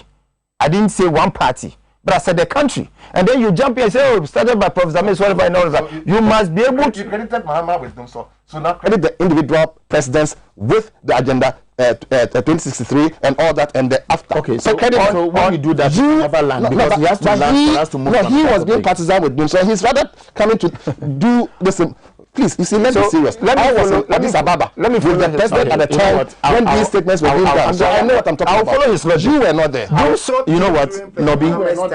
Why is credited for it? After headquarters in here, during President Kufuor's time, you want to lobby for this time. So Nobi, listen to me. Prince, listen to me. I'll be taking a commercial break. When we come back, we'll try to wrap up on this controversial debate and we'll move on to another topic.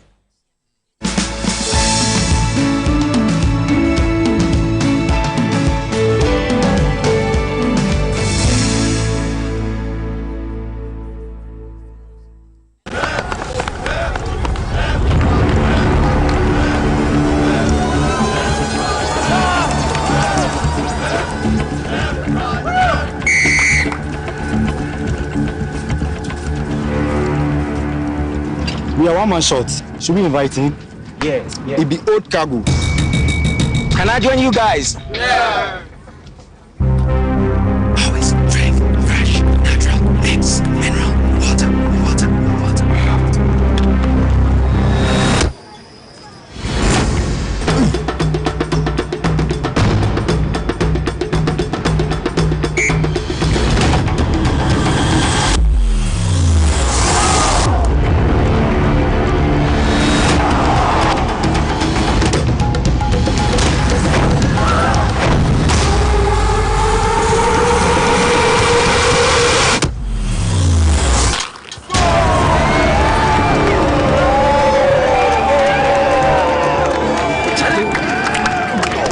Still got it.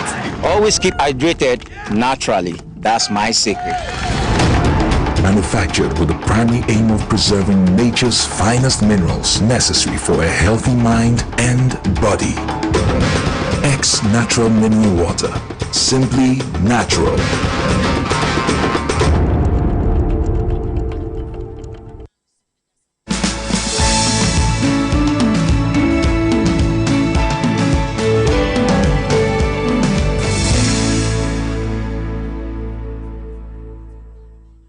Welcome back. Nobi was on the floor, so I'll give him 1 minute to wrap up, and then you take 1 minute, and then we'll move on. Thank you very much. I am saying here that the leadership of President Kufuor in boosting the business environment of this country and promoting industrialization and making the environment for business very friendly, okay, contributed significantly in the siting of the after head office, the head office to run trade on the continent, to promote intra-Africa trade here in Ghana. That I'm saying emphatically. And you can disagree, but that is a fact. I'm saying that it is not for no reason. It is not for no reason that the whole African continent decided that we will send this to Accra. All right. Again, it is a fact that at no point in the governance of this state, at no point in the 4 years plus, did NPP say that we are going to build the Africa Trade Center at the Trade Fair Center. No. What we have is a plan to redevelop it into a viable trade fair center. So those two are clear. He mistakes it, he confuses it, but the Honorable Finance Minister never made that claim anywhere and has not. We have it here. Okay, right. You have done your 1 minute. And it is at the heart of the Accra Finance Center. Okay. All right. Prince, 1 minute, quick one. You see, I believe that the truth is only one. Even the Ghana Exim, who put that building up? Wasn't it John Mama? The Accra, the Trade Center building, the Exim building, was John Mama. But you see, if you decide not to give anybody any credit, the truth is still out there. President Akufo-Addo may have done something, but hasn't done much. For businesses that have been collapsed under him, deliberately collapsed under him. In fact, businesses have been destroyed under the watch of Oforiata, Raymond Archer. Go to Trade Fair. Go there right now. There's not a single building standing there. There were about 23 businesses that were 25 seconds to end. I'm just saying, he asked name one. I'm giving him a task. He should move there. Within 21 and I think that I'll entreat your comments. Encroachment is always dealt with by responsible government. You cannot encroach on public property for private use. Please, you see. No, you can't. This must not be tolerated. It's the same thing you did and demonstrated your lack of understanding of the AU and after thing. The cameras are here. Ghanaians who cannot go out there, it is now our responsibility as a station and as a panel to ensure that Ghanaians see, and I'm asking you, it's your station, let the cameras go to the trade fair and see if you find the businesses that were there. Over 23 viable businesses, some multi-million-dollar businesses. I think that have been destroyed. Made a point, so let's move on.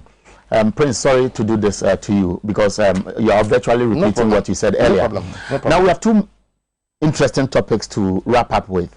One is about ECG and the controversy over MD and the call for his dismissal. And then COVID-19 management. Is government on top of issues or government is virtually failing and hanging on freebies? These are the two topics. I'll leave them with my panelists. Don't forget, you can send us your text messages 0556 999 999 0556 999 999. And so let me start with you, Nobi. I've put two topics on the table and I want you to choose any and then speak to it first. All right, thank you very much. But before I come to that one, I want to do a quick one. Earlier on, my co-panelist did intimate that the Minister of Education has said that parents will have to pay for the free SHS. That is not factual. That is not factual. The Minister was granting an interview on a sister station, I think Star FM, and there the host asked him that, what about parents who want to pay, who can and want to pay? And he says, well, nobody has stopped them. So those parents who say they want to pay, they should walk to their schools and tell the heads that for the awards, right, they want to pay the fees. So the school should inform the government to take that element out. How do you understand that message? That it is not a proper claim. No, I'm asking. It's not. For the minister knowing who he is. Yes. Knowing how controversial a question may sound. Understanding that this rhetoric about whether people can pay or not, they should be considered, was raised by Adukufo, was raised by the finance minister, has been raised by several other well-known, prominent Ghanaians who have spoken to the issue. So if he's responding to the question and he says, if you can pay, go and tell the school head, is it a policy statement? Is it a sarcastic response? What really was he saying? That's what I'm asking you. You seem to say he didn't say that. So tell us how you understood it. He did not say that parents will have to pay for the education that their wards are assessing at the high school, which is what he said. And that's why I'm discounting that he did not say so now that. Move on to the topic you want to discuss. I think it has become very clear that the little periodic lights off situation that we are having is not as a result of... I didn't hear that well. Little what? Periodic? Yes. Little periodic? Very little. Very little. You go off... The day Dansuman were off till 6 p.m. from morning. I live at Dansuman. Yes. I haven't been off. Oh, so really? which Dansuman are you talking about? I live near the police station. Go and check. I live at Dansuman. We've not been off. So between your Dansuman and mine, we probably will have to synchronize. We have has the floor. And he has 5 minutes to speak. It's 8:41. So move on. The point is that, and I made it that point clear the last time I was here, that there's a need for periodic maintenance. And as a result of that, for the maintenance work, some parts will have to go off at some point for successful work. Let me bring you to order as far as the conversation is concerned. The issue at ECG is about calls for the dismissal of the MD. One group of ECG staff say no. Another group say yes. All of them are blaming. Those saying no to the MD are blaming him for all the problems at ECG. Okay. I think as for the internal politics of public institutions will always be with us, and I think that is it's an offshoot of one of them. I don't know what they're accusing him of so much that calls for his dismissal, but to the extent that there's another group within, that is saying that no, he's been good, he's managed the institutions very well, and as a result of that, we should allow him. They have accused him of procurement breaches. They have accused him of awarding contracts to private entities for astronomical fees that ECG staff were rendering for free. They have accused him of the cause of the system losses, and they have accused him of abuse of staff. In fact, it's a tall list. And they are saying of all this, the senior staff, the junior staff union are saying they should go. But there's a school of thought that there are some top management of ECG within who are sponsoring some staff to kick out the ECG MD. In fact, the rumors are that some of them were seconded to PDS and they are back at ECG and they are working at getting him out to secure that job.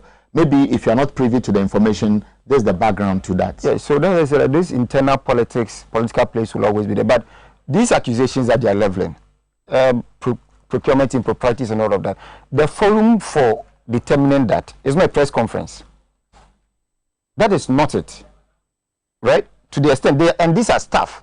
I presume that if you're making such huge allegations, you would have some information based on which you're doing that. Table that information before the appointing authority in the list, or send it to Shraj, send it to Yoko, send it to all the institutions responsible. When he is found culpable, he'll definitely be kicked out. But a press conference cannot be the reason to kick somebody out of it. And all those allegations, once you go to the forum, like Yoko, Shraj, you have to prove.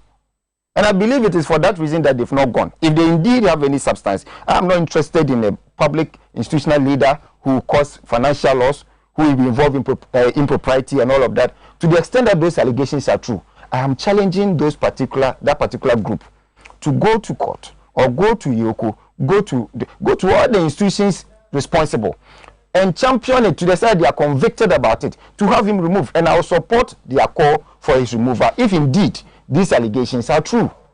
But a mere press conference for me does not suffice at all. Otherwise, you just demonize and bastardize someone and kick him off. No. So it makes a strong point, which is a recommendation as well by the National Labour Commission. Does it water down these concerns raised by the staff that they are overstretching their issues, or there is more to it that must be investigated? Well, thank you. I think that the first thing is that much of these problems are not the creation of institutional heads, especially institutional heads whose portfolios are directly in the spotlight of governance and the politics of this country. Dumso has been a pet project of Mr. Akufo-Addo, Bawumia, and the 6 million city people. That's the communicators. they used it to win elections.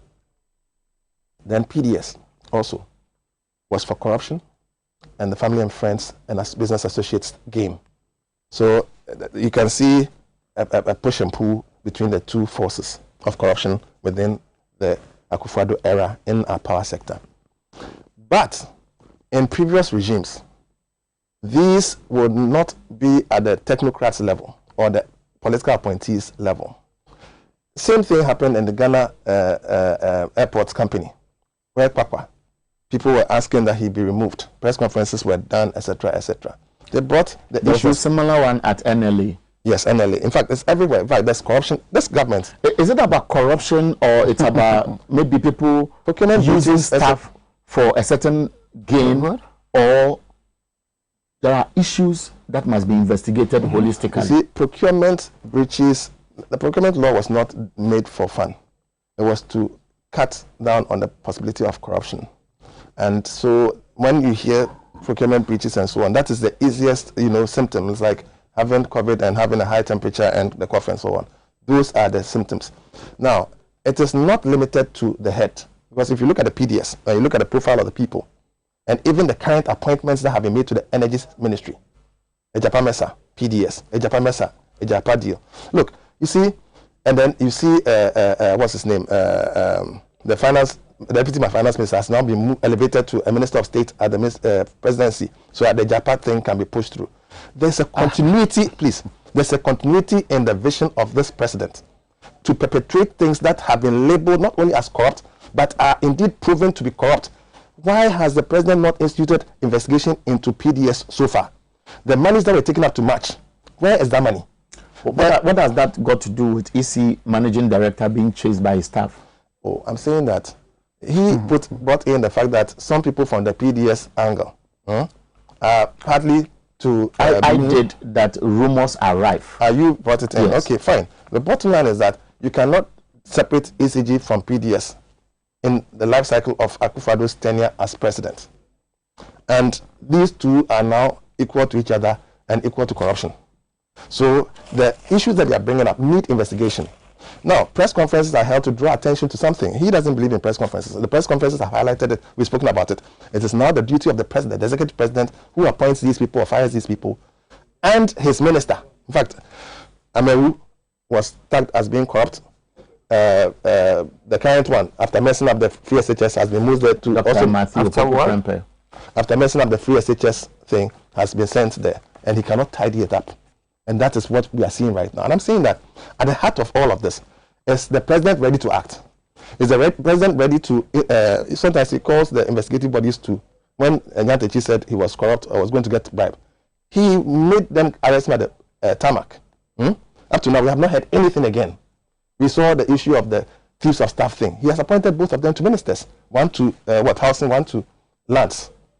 He is elevating people. Charles Bisu now is going for national chairman after he was caught on tape with Galamsey money. Today we have a dialogue on, because we have spoken to a Labour expert is not committed to citing it is not appropriate at this time for the president to walk into ECG at all to either affirm who is in charge of the energy sector of this country.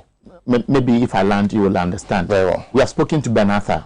He's a respected Labour consultant, and he's proposing that at this stage, the board must be seen to be addressing issues affecting ECG. How can you decouple the board and the role and the mandate it has to the MD of an institution who has all the roles to play? Because we seem to have a country where the board will have an influence, the MD and his management staff would also have roles to play. But at this stage where ECG managing director is on the spot, and there's a recommendation that if the president steps in, depending on how it is managed, the staff of ECG may continue to be polarized. And being an essential service provider, it could have grave consequences for this country. What do you recommend should be the best approach? You see, there are two scenarios that are picked from this president's actions. One was the special prosecutor, one is the auditor general. Two people who were in charge of corruption fight. Both are out of office. In one instance, the president made the man who was working on corruption go on leave without any iota of justification in terms of what the ECG man is going through. So at the very least, he should let the man go and leave so they can investigate. If they find something adverse, listen, he's dealt with. If there are no adverse, he's brought back. He's able to make people go for leave for almost a year. You know, it changes the people's nationality to remove them. He can change the ECG manager's nationality and kick him out. Now, that's on the lighter note. Now, then you come to the special prosecutor. He virtually hounded the man out after finding out corruption issues to do with Ejapa and calling him mother something. Mother what? What do you call him? Mother serpent, yes, of corruption. The man was made to leave. He was harassed. So the president has a way, without recourse to boards, etc., to deal with these issues. Dumso is on his head because he cannot pay. Ghana is broke. His government is broke. They can't pay the IPPs, and they are masquerading, pretending, having people pretend to hang on wires like they are changing wires. It is not true. Okay. It has nothing to do with the so-called what do you call it, changes that they have to do. When they had the opportunity to get the Millennium Challenge account money, they decided to chop it and use our prepaid money to pay. It was not a decision by the MD. Are you denying what we saw going on at the Pokwase bulk supply point? Those things, Charlie, look, I'm telling you, the truth of the matter is that VRA is separate from ECG. We know the rules of the two bodies.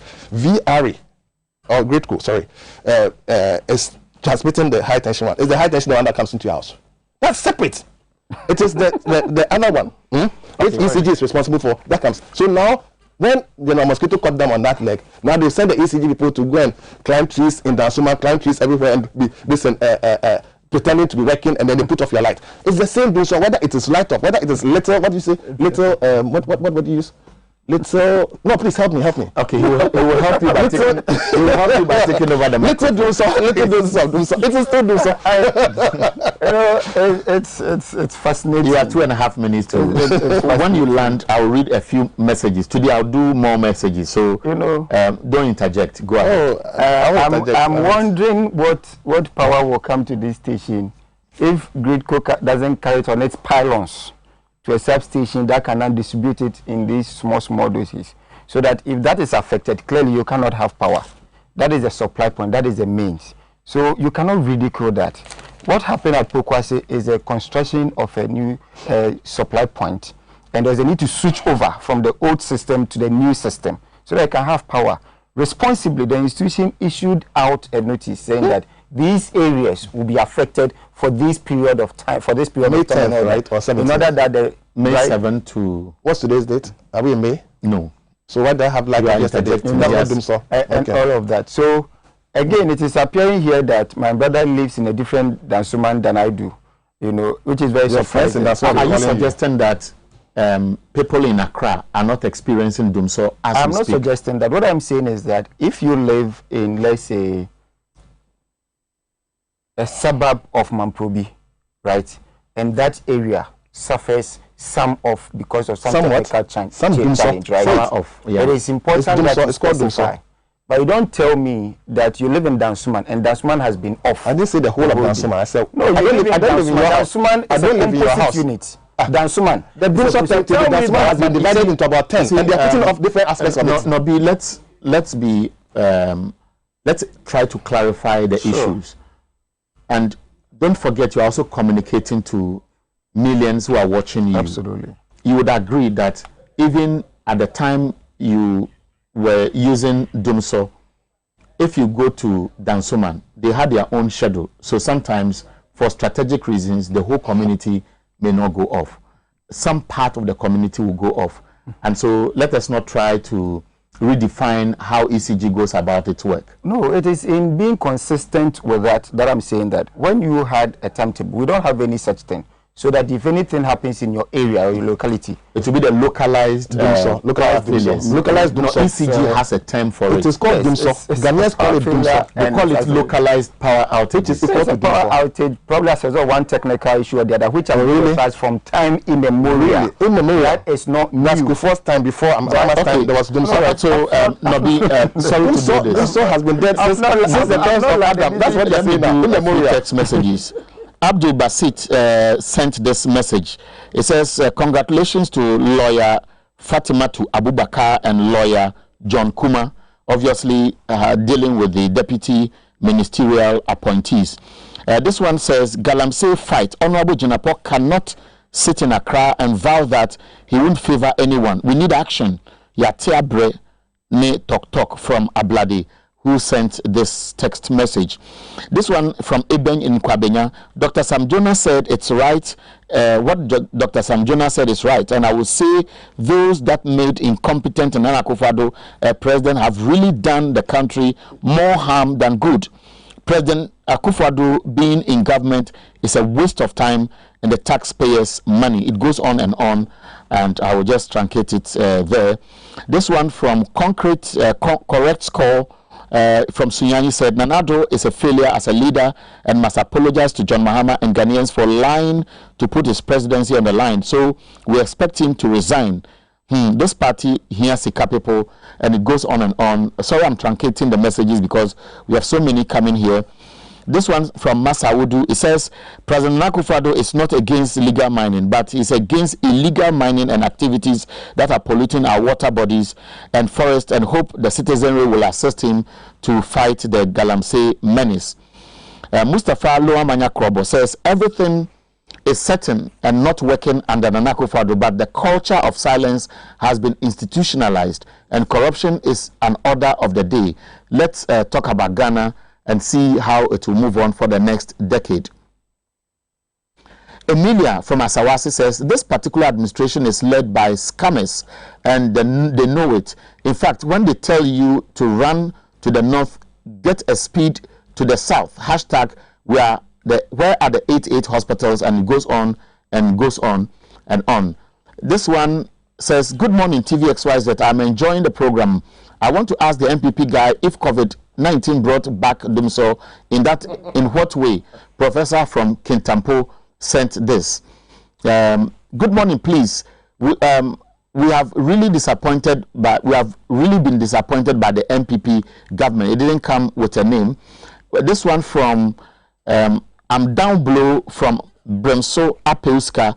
I was amazed listening to the speech of Sam Jonah. It tells me that it is not lost. All is not lost. There are still few good ones among the bogios. I don't know what is that. Those furious about his speech are the ones having integrity deficit. Since when did you start telling the truth and since when telling the truth became a crime? My regards to Dr. Nana Ama Brown Kluche.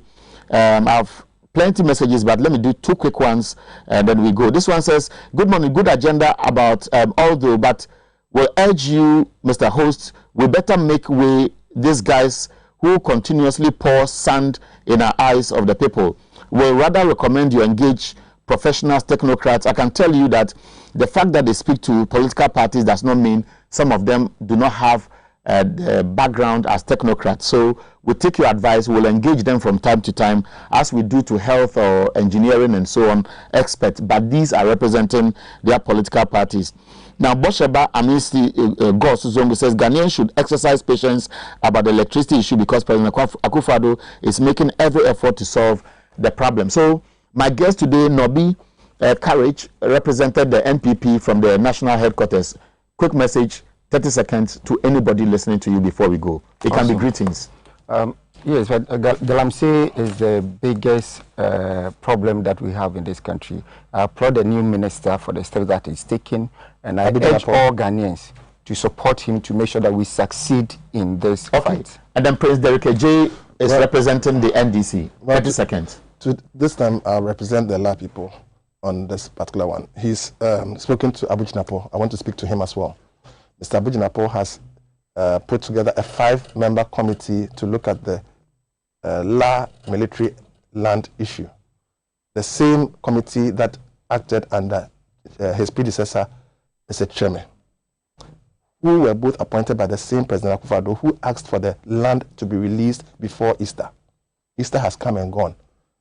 After 2 years of deliberation, you are asking for this committee to meet again for another 2 months before you take a decision. Okay, it's 9 o'clock. I think that Abu Jinapo must respect the chiefs, the people of La, and not waste anybody's time going forward. Okay, so that was Prince Derek J. The 2017 growth was a given irrespective of what the party won in 2016 election per the IMF and other bodies' projections.